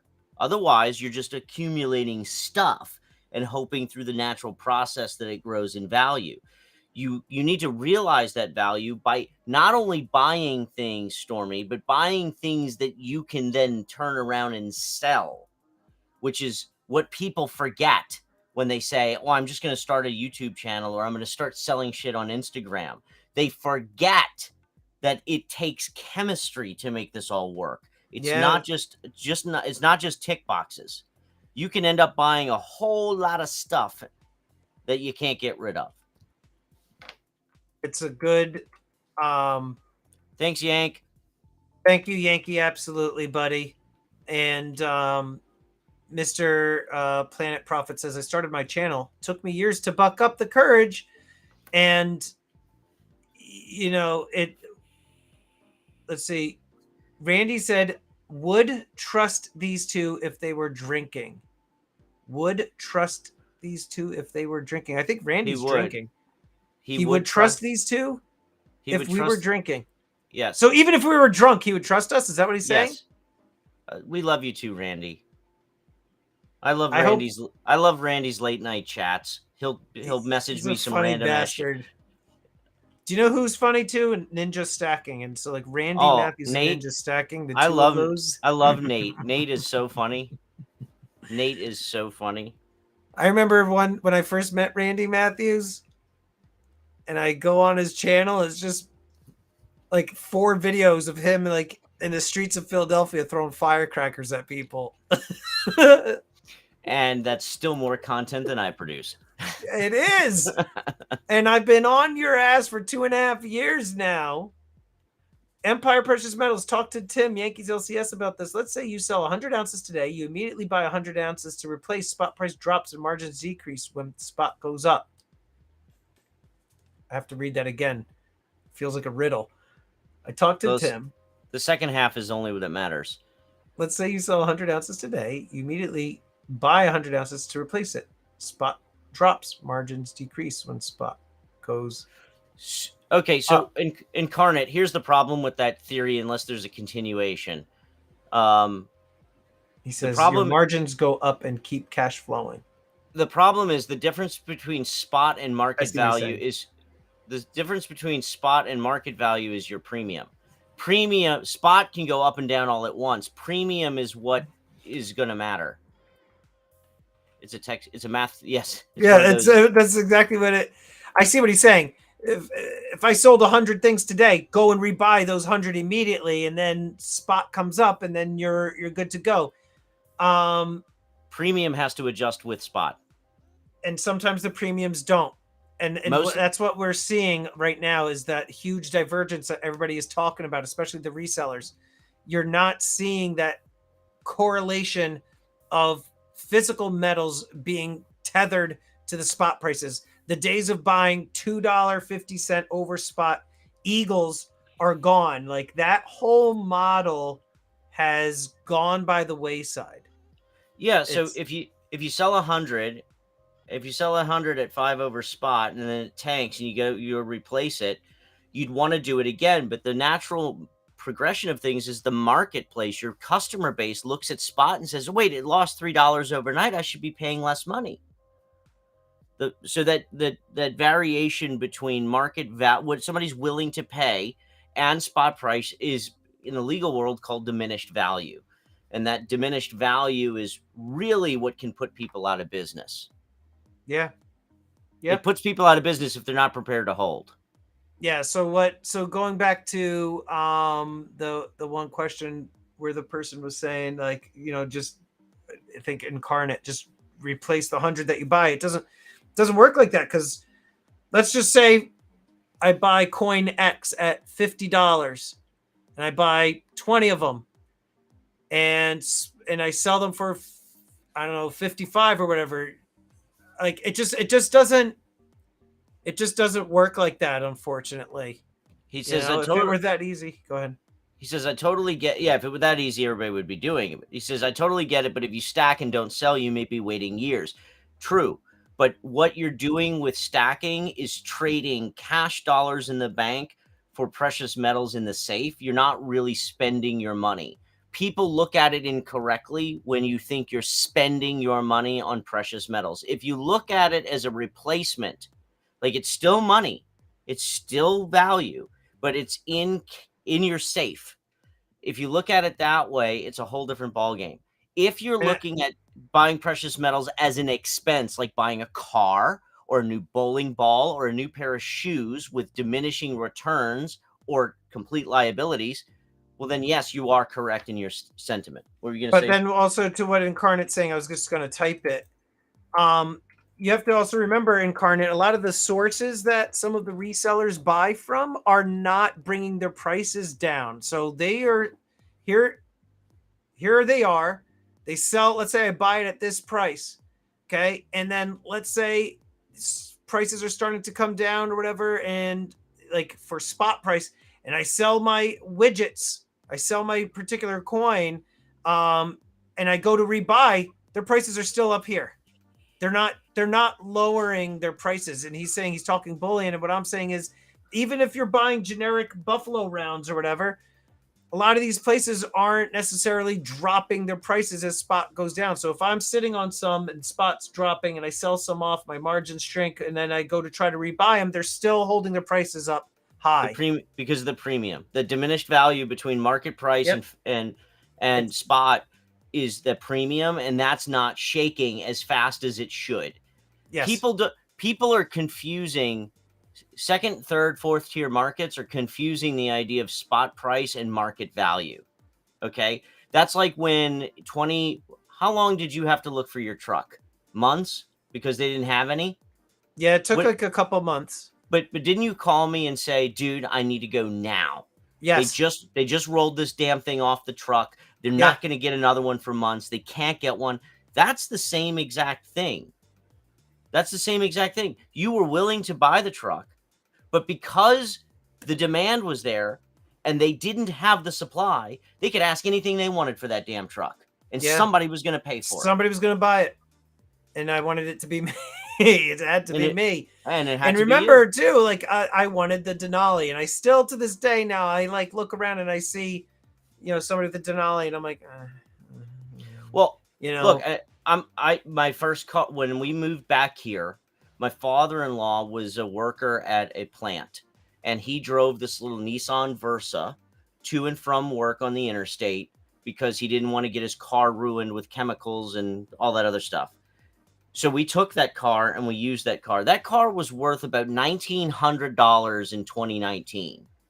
I could put it out in my front yard for $6,000 today. 5 or 6 grand, yeah, and sell it because, one, it doesn't guzzle gas. I can go 2 weeks on a tank of gas, and 2, because it's an affordable car in a down market. So buying a junker, what I would consider a junker, for less than $2,000 a few years ago, and having it exponentially increase in value because the market is so crappy, that's like a conundrum, an unsolvable problem. That is a mix of dominoes falling that you can't plan. Right. And that's where the market is right now. So if you realize how volatile and how shaky things are and how unstable it really is, start taking a couple of your cash dollars, convert it over to precious metals, sock it away in the safe, and don't look back. And Incarnate says, "Oh, he's like, your sources aren't changing their prices, Stormy. Then that changes the game totally." And I actually don't necessarily buy from wholesalers. I either source stuff from my local coin shop because he and I do a lot of stuff together. So I get pretty good deals with him. I've done hundreds of thousands of dollars in business with him over the last few years. And I also get from people within the community. I've had people reach out to me and sell me some of their items, things that I'm looking for. And then sometimes I'll see deals or whatever, something will pop up on APMEX or JM Bullion or whatever, and I will buy something just because I know it will do well, or it's got a limited vintage or whatever the case may be. Even sometimes once in a while I'll scour eBay and I'll find stuff on there. But yeah, they don't lower their prices. Incarnate, it goes back to the fundamentals of price and demand. So Stormy went to buy a Yukon, and the Denali, which is the top of the line truck, is 95 grand. Mm-hmm. He ended up buying the step below the Denali, SLT for the same price as a Denali because of price and demand. And so that same premise happens. They didn't care if he bought it because somebody else was going to walk in and buy it. And so dealers, wholesalers, retailers, gold and silver shops, pawn shops, you name it, they all do the same thing. Why am I going to sell it lower to you just because spot dropped when I can leave it the same price and sell it to somebody else walking through the door? That's what you're... I was going to say, I also got it fully loaded though. That's why the price was up. Like it had the I understand huge panoramic moonroof, the black rims, the right, TVs. The argument is the same. The argument is not what details you put in it. The argument is that it still would have sold. They could have put any price tag they want on it. Somebody would have bought it. Yeah. And I told you how like it was like a couple months ago I got the email where they're saying it's called like the Denali Ultimate or something. Mm-hmm. I was like, oh my God, as if like the Denali wasn't something that I wanted already. Now they have a Denali Ultimate. I'm like, that'd be nice. Krypton Barton says coffee can portfolio. That's stability. So yes, coffee can portfolio, bury the coffee can with your change in it. Just stabilize your finances at home. Stabilize your finances in a strategic way of you putting that money away. Get consistent. And that's going to change the game for so many people. We've got an hour. We're at an hour and a half. I know time you... What are you going to show me now? You're digging in the top drawer, the bottom drawer now. That's dangerous. Yeah. Does it vibrate? No. That's somewhere else. I got these. Hey now. You have these. Hey now. You have these. Pick these up too. I forgot if I told you. Don't drop them. If we both have them. Oh, yeah. You have them. I picked up the set. Just because. Love it. Because I want to know the Marvel Universe, Marvel Masterpieces. I mean, by Joe Juska. Yep. The foil ones, the chromium or whatever the hell they called them. Chromiums. Yeah. Ted Jones wants to see our Spawn #1 slabs. I think I can do that. Give me 1 second. Oh man, DOA's makes mine look like child's play because he's got. Guys, wait until you see DOA's Spawn #1s. That's like his favorite. And so he's got like Spawn numbers 1 through 3. Don't tell anybody. Don't tell anybody. All right. 9.8.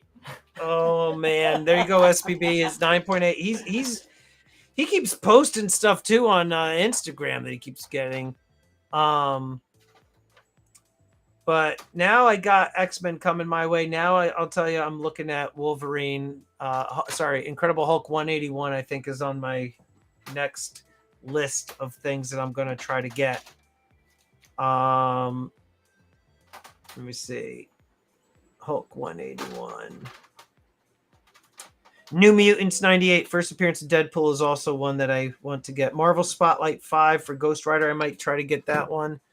Here we go. Show us the one you So this is pretty epic. Some of y'all have seen this, but for those who haven't, I'll show it to you. Ted Jones. This is Spawn number 1. This is Spawn number 1 newsstand signed by McFarlane in 9.8. This is Spawn number 2 newsstand in 9.8 signed. And this is Spawn number 3 in newsstand signed 9.8. What's cool about this is they're sequentially graded. It's the only set on Earth. 1, 2, and 3 newsstand. They're newsstand only, and they're sequentially graded. This is worth a car or more. This is epic. What do you mean sequentially? Because it's 1, 2, 3? No, they were graded in that order. Sequentially, the serial numbers are graded in order. Oh.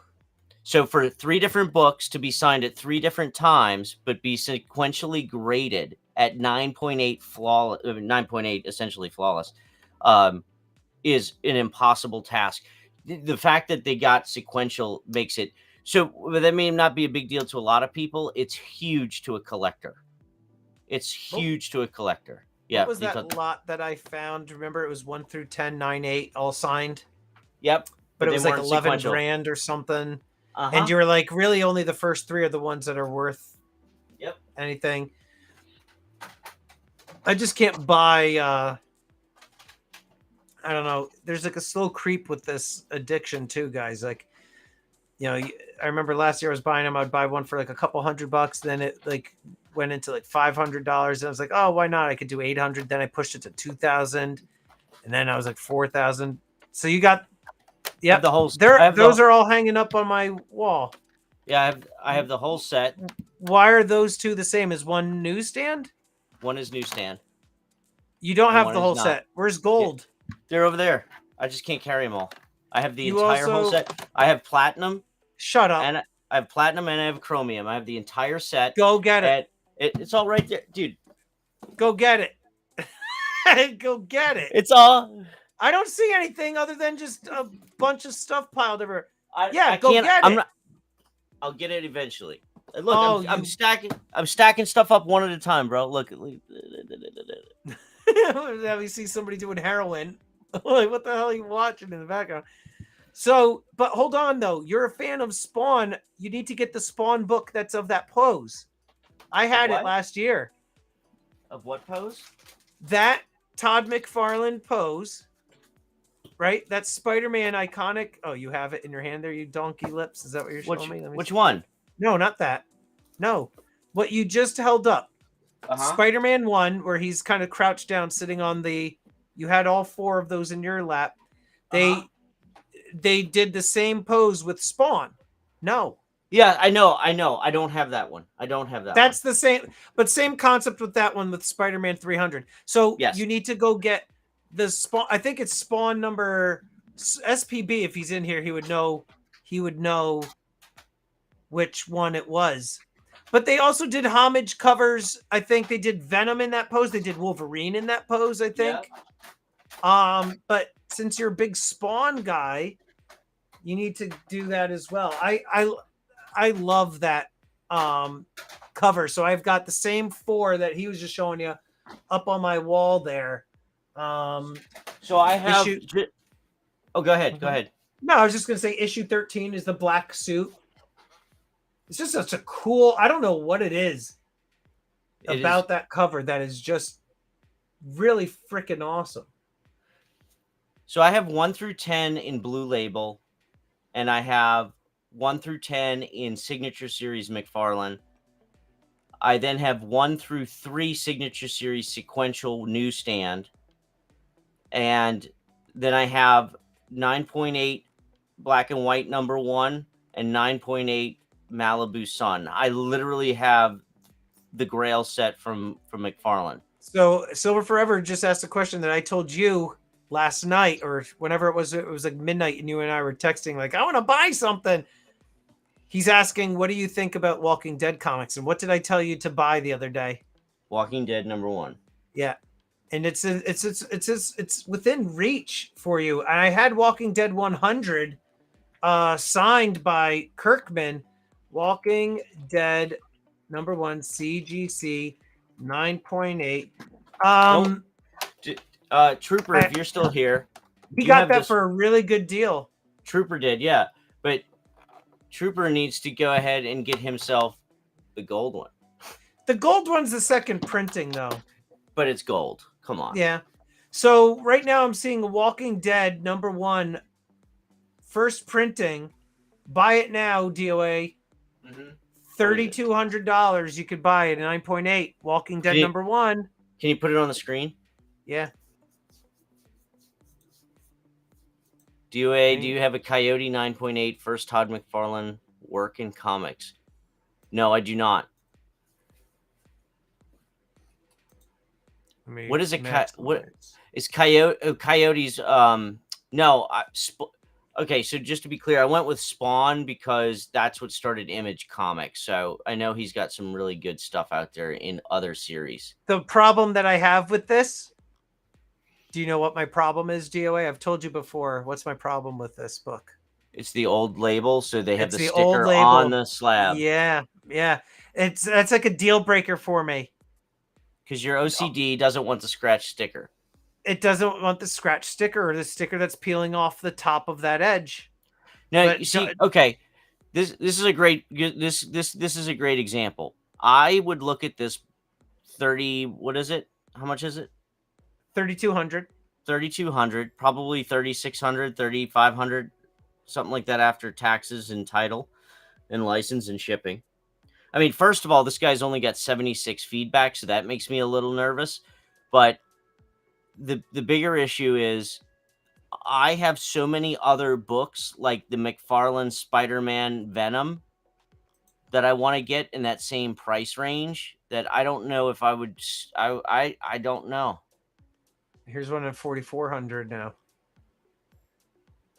You see? Well, the best thing we can do is this. And I tell everybody all the time, they don't realize this. You go down to sold and completed. I'm trying to find a #1. Is that it right there? No, there's no way. 100 is anniversary. I'm not seeing any 9.8 Walking Dead #1s. Go to 130 point and see if it shows up. If y'all don't know about 130 point, you're missing out. 130point.com. Right here, right? Search. Yeah. Then I have to choose Walking. I did Walking Dead. Walking Dead. Don't I have to do it in? No, you don't have to do that. It should, if it's in the last 90 days, it should pop up. No results. Let's try again though. Christopher Walking Dead. Chai, exactly what I was thinking. Is this cards? Yeah, no, I'm not seeing very few. But those are raw. These are raw, but no, I'm not seeing any on here. Well, you know what? I'm going to look at Key Collector. Yeah.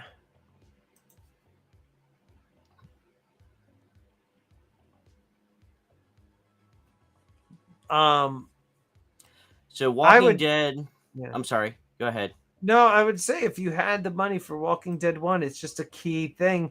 And the other thing too, raw 1.2 thousand, $1,200 raw as an average. The 9.9 Walking Dead #1 recently sold for $18,000. Here I found a 9.8, 3,600. So a 9. Go ahead. No, here's the most recent comp, which sold in June of June 21st. So it took me a while to get down to this one, but here, so about a week ago, 3,600. And so if we take this off, what's this guy asking? This is still uncompleted. So go ahead. You were saying.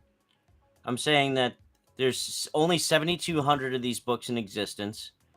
9.9 sold for 18,000 recently. The #1 high was 20,000 for a 9.9, and 18,000 is $8,000 higher than the 10,600 mid-year sale. So basically, it's jumping up and down. Let's see. What is DOA? Are you the reason Stormy is addicted to graded comics again? We've always had an issue. I just sold them and then was thinking about it, and yeah, I'm gonna do it. Question. Remember the Batman series that had 4 books from DC and it was super expensive? I traded for Uncanny 268 back in the day for the first book. I don't remember. Mr. Planet says, I have a Werewolf by Night 32. How do you feel about that? 32 or 34? Are you talking about the first appearance of Moon Knight? Yep. I don't know. I was looking at buying that the other day. Werewolf by Night 32. So that's first appearance of Moon Knight. That's what I was telling you the other day to get. Yep. I was just having this conversation. But I have that already from the collection I bought. It's not graded. Yeah. No, the thing with Werewolf by Night, I mean, 8.0, here's a $2,500. But sadly, there's rumors that they're not sure Moon Knight's going to do season 2. I know they will. They spent too much money on it. They're going to try to revive it, but it just didn't snap like people wanted it to. And that's what made the book suffer long term. So the one hope that we have if we own that book right now is that season 2 does come out and they give it a kick in the ass. See, here's the thing, though. Then can't you just equate this similar to like the sports cards? You're like, oh, the ratings were dog shit. Therefore, you know what? Or the actor showed up on set like high as a kite. We're not going to continue that. So it's the same as like so-and-so tore their meniscus. So, but the significant difference is like it takes an entire season to determine something's bad. Yeah. Truly. With sports cards, it takes one incident. So-and-so was arrested last night for beating his girlfriend. So-and-so got into a bar fight and was arrested in Las Vegas. So-and-so has been suspended. So-and-so sprained his ankle. So-and-so lost a sponsor. Literally overnight, sports cards can be decimated. Absolutely decimated. So that's the rough part. Yeah. Is DOS a Jersey boy as well? No, New Orleanian. If they can cancel Wanda, they can cancel Moonlight. Yep. I never watched that. Wanda was like the most powerful mutant ever. And I think the main reason it got canceled, besides being bad, was where do you go from there? What, did you watch the show? No, just like beyond the show, when you have WandaVision, when you have Wanda as the most powerful mutant. See, I don't know anything about that character. Isn't that insane? What's the SPB liked it? I don't think any of them are that bad. I watch them all because I love it all. But when you release the most powerful mutant in the series that could ever possibly exist, where do you go? You kind of kill all hope for something being even more badass coming. What was she? She's a mutant? What is she from? X-Men? Like, what is WandaVision from? You need to go do some research, son. I know. I just don't have the time. Don't you like Gabrielle Delato? I do. And you bought the one that... Yeah, that was the one that I was looking at, and then you bought it. Do you remember that, you snake? No, because you don't remember? I would have made... No, I think I already had this one. No. I said to you, I had it on... If I stole this from you, I will never sell it. I will never sell it, and I'll put it in the background from here on out, just to remind you. You did steal that from me. Which one is that? Gabrielle Delato. Gabrielle Delato. This is Venom 27. This is the Virgin variant. Virgin variant signed. Let's see. Hopefully I can find it. Venom 27, 2020, CGC 9.6. Yours is a 9.8, right? Yeah. God damn it. I don't buy 9.6, bro. Hang on. Venom Hang on. Hang on. I'm trying to see they have the 40 of the same. Here, let me share screen with you, you bastard.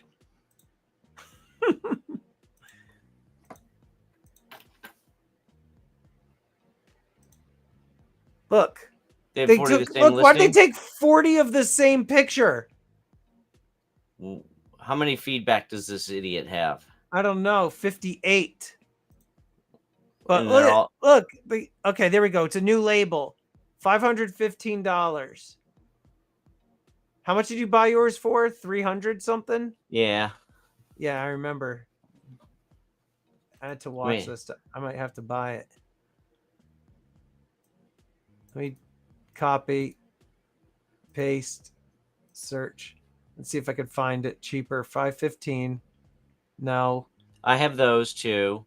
Those are This? beautiful. Yeah, I have those. Both black and I have black white? and white. Yeah. See, there's so much that he's done. You were gonna say something. You said here. I want to see if I want to look this one up. I want to look this one up. That's the only one that's on here right now. Damn. Here's another good one that you guys can get cheap. Can they see you right now? No, they can't. So here, let me unshare this screen. This is one y'all can get cheap and is really cool. This is Berserker with Keanu Reeves. Berserker with Keanu Reeves. You can pick some of these up. Looks like a video game. You can pick some of these up for really good prices. And John Wick 18 is coming. A comic? John Wick is based on Berserker. You know what? Berserker's based on John Wick. Paulie Buck bought me the first John Wick Blu-ray. I still haven't watched it. Oh, I think Silver Trooper got me on this one. This is Spawn with the DOA crown. Yeah, but didn't I send you one with another crown? Probably. Let me go back. I'm gonna contact the seller and be like, "Hey, would you accept a best offer?" Go to the search results and look in the completed. So just because we're doing this and I'm going through the books trying to find different ones, this is Wolverine like you have, but this is Newsstand. F you. Keep going. Harley Quinn #1. Oh, F you. Yeah, keep going. Newsstand. Oh, somebody got it in April for 185. And then in May for 160. Don't you have this? This is the one you have, right? Yeah, and then you have it in Newsstand. I know where you're going with this. No, mine's in Newsstand, but also signature. Bagley signed. You're an Bastard. A. Oh. Let's see. This is one y'all should look at. Miss Marvel. This is Miss Marvel. This is the counterpart to Morales, Spider-Man. Miles Morales, Ultimate Fallout. Yep. Miss Marvel is the counterpart to that. That's a really good book to invest in right now. Desert Bob says the most I can afford to invest is $200. Dude, I've showed a bunch of books tonight that are way under that. Outdoor Conquest, what up, freaks? What's up, Lucas? 515 this guy wants. It's too much for that. It's a nice book, but thing is, how many of these books have you ever really read? Do you know what I mean? Like, I've never really read these ever. No, I just any of them. So were you similar to me, where you would just buy them for the cover, and for what they are, like, oh, this is the blah blah blah first appearance, and then it has a cool cover, and then that's the end of it? So I was an artist. I like to draw, and so actually I would buy the books. I'd buy the books and then try to learn how to draw the characters. So I drew all over them. I traced on them. I did all that kind of shit. So I did it because I love the art.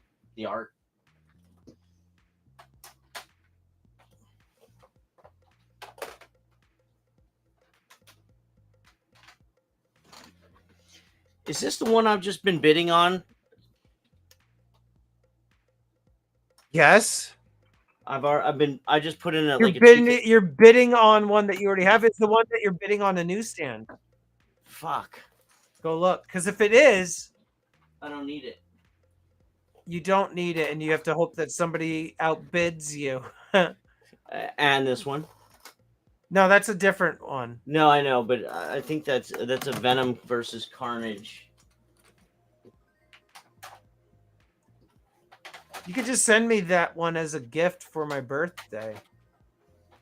Yes. We Okay. still have 45 people in here. Wow. This is the one I want you to look up. All right. So what is that? Carnage? What? This is Carnage USA #1. CGC 9.8. But it's 9.8, but it's the variant cover. Variant #1 by Clayton Crane.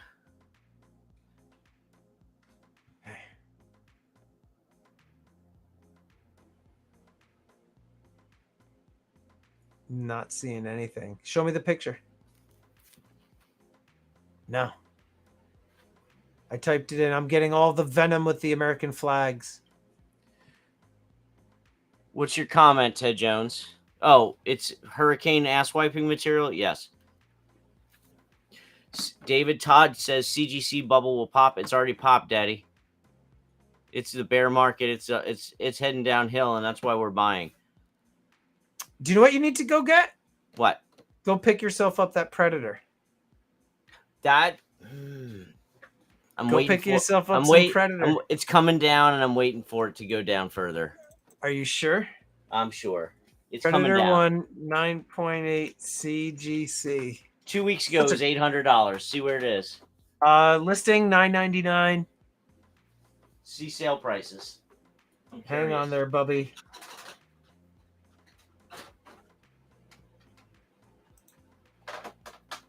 $633 was the most recent. There you go. So it's already dropped $200.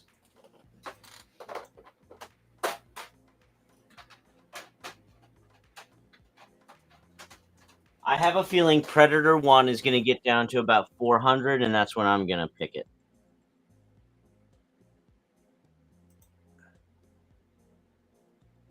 I'm looking at this thing here. Let's see. Ted Jones, my plan to protect all this material is that I've upgraded to a waterproof, fireproof safe. I've upgraded my insurance to a separate plan versus an addendum to the homeowner's policy. And all else fails, I'm going to sit here with my Freedom Seed popper and threaten the water out of my house. And I have a submersible Jeep, as Silver Forever said. Because the thing is, you have the stuff on display too. You know what I mean? Oh, when Ida came, I had all this. I was gonna pull it out. I have Pokemon boxes up here that was a down payment on a house. Like, there's so much shit in this room that I'd be fucked if the hurricane came. I remembered. I showed you this. Here.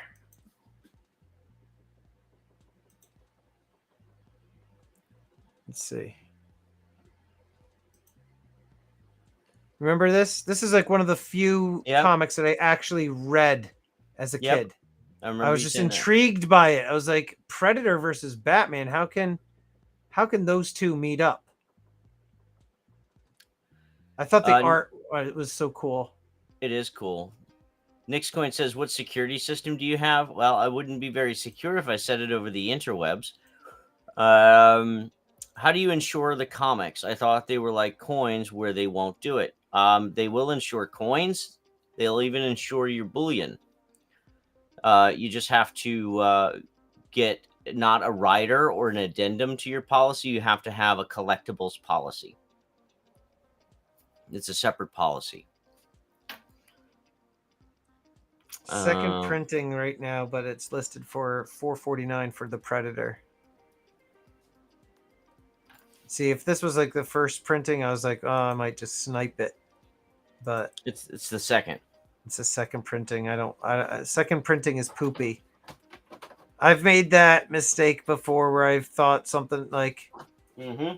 Yep. you know, I was like, what a great deal, buy it. And then I was like, oh, it's like the third printing of this freaking thing. Everything listed though right now is like 900 plus.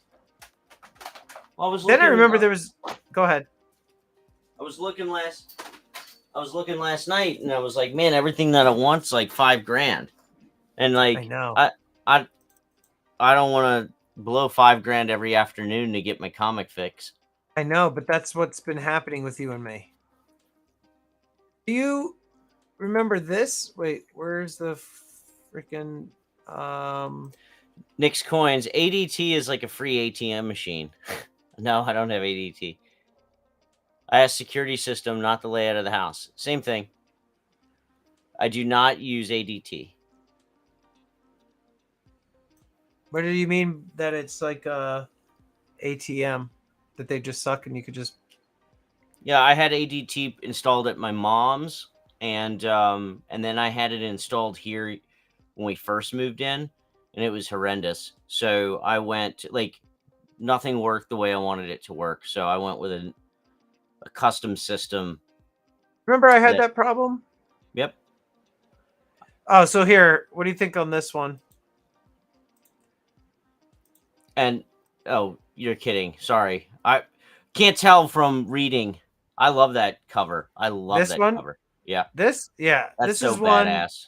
I loved it. I bought a whole bunch of them. Right? Look. Here. Donnie Kate story. Venom number 1 or 197 Marvel versus Alien. Look at that. That's just badass, man. That is Right? sick. $79.95. Shipping is 15. I might be just buying this in just a second here. Zephiel, I agree with you. Actually, so I say this all the time. If you have a system that has cameras and motion sensors and you can get alerted on your phone, that's probably the biggest thing. Another thing that people screw up all the time is that a safe or a vault is not meant to protect your goods. It's meant to buy you time. So it's meant to buy extra time to either get to the house or have the police show up or have someone come in. It's not going to prevent somebody from breaking in. It'll buy time to be able to catch that person or shoot them, which is my preference. So I just want somebody to fiddle around with my safe long enough that I can put a 40 through the back of their head. Oh my God, you crazy beast, you. Mike Kidney shot him just for fucking shits and grins first. And my wife's a nurse. Let's see you die slow. My wife's a nurse, so I'll be like, hey, baby, can you fix this fella up? I want to shoot him again. I'll put some antlers on him and let him run through the backyard. You're a twisted man. Look, man, you come to this house, you're gonna find out. You know, that's just like, don't come to somebody's house to steal their shit. You won't be leaving.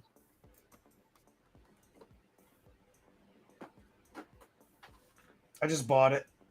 Did you? Yeah, the Predator versus Alien. Now I gotta go do it. $94.94. Now I gotta go do it. Yeah, you do.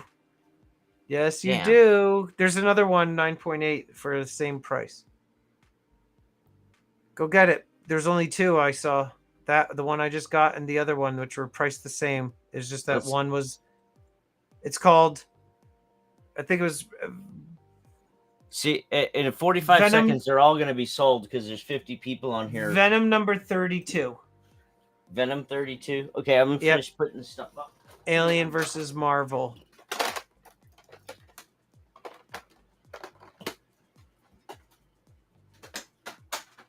Now I'm looking for more stuff.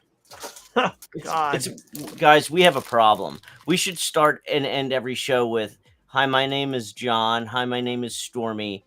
And I have a problem. Yeah. Like, you sent me the link to the Action Comics number 15 or whatever it was. Action Comics number 1 from Superman. The silver coin from New Zealand Mint. Mhm. You sent it to me just to say, look here. And like 8 seconds later, I bought it. And then I texted you Because that I linked it or because you saw it? No, you linked it. I Mhm. clicked the button. I was like, oh shit, I guess I got to get it. I bought it. Then by the time literally, by the time I flipped over from the purchase page to text you that I bought it, I was like, I just paid $110 for a $21 item. All because it said Action Comics. That makes me the worst silver stacker on planet Earth. And it's one of those things. Go buy it, dude. It's there. What is it? Venom 32. Would you just pay for Alien. yours? What's that? Would you just pay for yours? $94.94. I see one for $85 plus 13 shipping, so $98. There's one for 80 plus 15 shipping, so $95. Oh, it says listing has ended. I guess this was the one you bought. But there's another. There's more. 81. Yeah, I see it.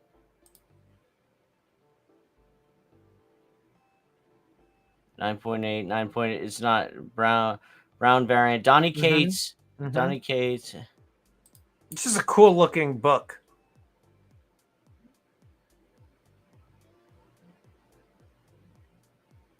You know? I agree. Symbiotes are a cool series. The other thing I want to get, John, and I had these too, the cereals. Remember I had those last year? It's called Symbiotes. Yes. And then there's Murderos. It was Carnage. I just bought it. $94.85 total. Oh, so you got yours for like 9 cents less than me. Yeah. I feel like Silver Trooper. I feel like Silver Trooper. Oh, shucks. No, you can't. I can't really do them so well, but every once in a while. Chaw. THS. Yes. Hi, I'm addicted. Exactly. Desert Bob says, so true. I got paid today and all the fun money was spent on comics. Incarnate says, any thoughts on buying a Sigma for testing? I can tell you I have this. a Sigma. You should get a Sigma if you move weight. And if you're buying from the internet, you should definitely have one. If not, make friends with your local shop and they will usually test the stuff for free. They'll just do it for you. Yep. So if you're just buying some dabbly doos here and there, a handful of items that are sealed, or you're buying stuff from the mint, don't worry about it. If you're buying from Instagram, Facebook, eBay, or people out of their trunks off of Craigslist or whatever, you definitely want one.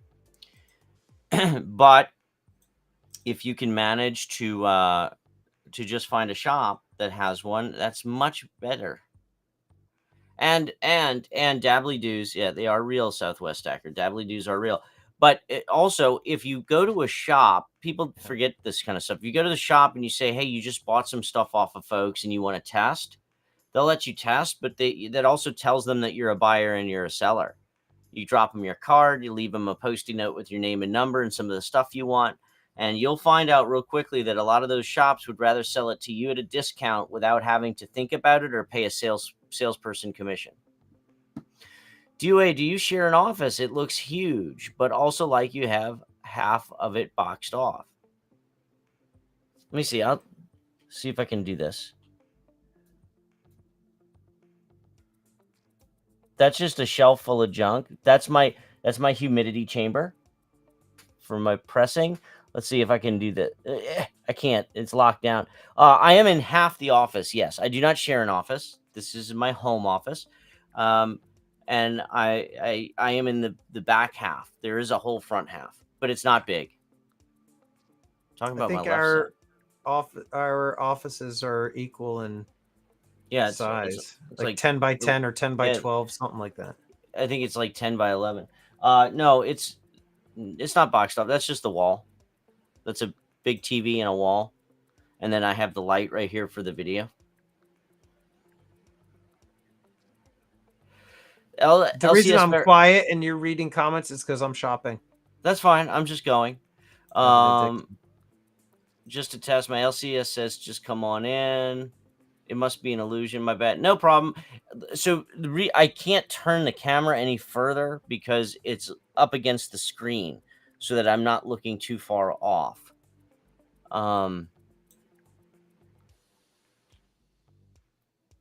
So I can't turn it any further. Otherwise, I'll show you. Ted Jones, drop my Instagram link, please. Yeah, there's always office pictures on my Instagram link. People love seeing our studio space. THS says you can just sign off now, Stormy. You're in the groove. I'm done grooving, to be honest with you.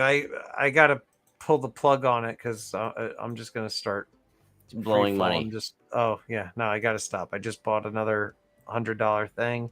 Crypto Barton says, do you mind glazing over the process of grading comics or cards, like best way to store or prepare? It's a long question. Why don't we save that for the next stream? Because we'll be here for a long time. In fact, we're 2 hours in, dude. So real quick, Zephael says, I have to disagree with DOA again, but trust no one. I don't think you should trust anybody. What I'm saying is, if you buy stuff from anybody other than a verifiable source, you should test your metals. If you cannot spend $1,000 on a machine because you're buying a handful of dabbly-doos, then take the handful of dabbly-doos and go to an LCS and get them to test it for you for free. It's only really worth it if you move stuff. Yep. If you're constantly moving stuff, and going to the shop with your dabbly-doos is a pain in the ass. Humidity chamber like cigars? No, for comics. His comic books. So pressing you need to put them in there, store them overnight, let them get nice and humid, so that way there's some moisture in the pages, and then DOA puts them in the gigantic panini press, sets them for a certain heat for a certain period of time, cooks them, takes them out all nice and crispy, and then he puts some mayonnaise on it, takes a nice big chomp. Southwest is saying, do you snort dabbly-doos? Yes, you do. I've tried. You're the dabbly-doo snorter. I've tried. Guys, it's been 2 hours. We're done. Stormy's tapped out mentally. He's gonna go sleepy. Test the tax system on eBay. Yeah, right. Guys, that was a good show. It was fun, man. Yeah, I had a blast. Crypto Barton, John Boulay, Department of Numismatics. Maybe next week, Storm, what we'll do is we'll walk them through the cleaning, prep, pressing, storage process. It's a lot. But I say that would be a good, write it down so we don't forget. Jot it down. That could be the topic for the next week. What were we going to do? I forgot already. You said the whole humidity, press, store, grade, lick. Yes, guys.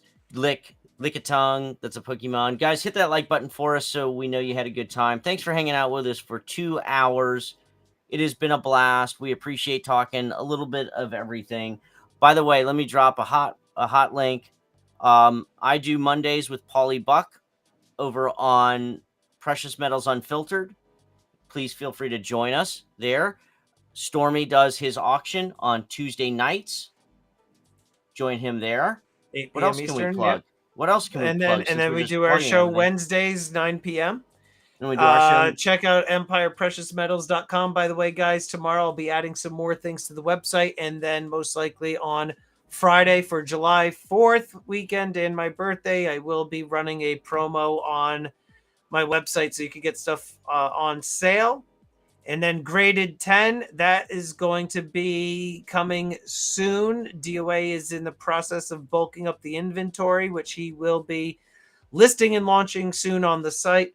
And most importantly, DOA has said that he's got some footage recorded that he's going to be posting. He said he's going to post it this weekend. Oh, yeah. You said 2 weeks ago you were going to have something. Listen, this is it before we close the show. I have 3 videos cut and done. So I feel like I can't take my own advice. My own advice is done is better than perfect. I cannot take my own advice. You're never going to have perfect because you're going to find something wrong with everything at some point. Randy's laughing. Silver Forever is going to resub to me if I do. Ted Jones says, you ain't putting out no footage. Doctor Strange is a joke. This is crazy. And you promised me, too, that you were going to do it. Randy said that I'm the most famous YouTuber with absolutely zero content, and I believe it. I mean, dude, if I could take off my freaking helmet after 3.5 years, 3 years, the identity of my channel, I'm like, you know what? I'm just going to take the helmet off. And I did it. You need to freaking post your freaking videos. You worried about a helmet?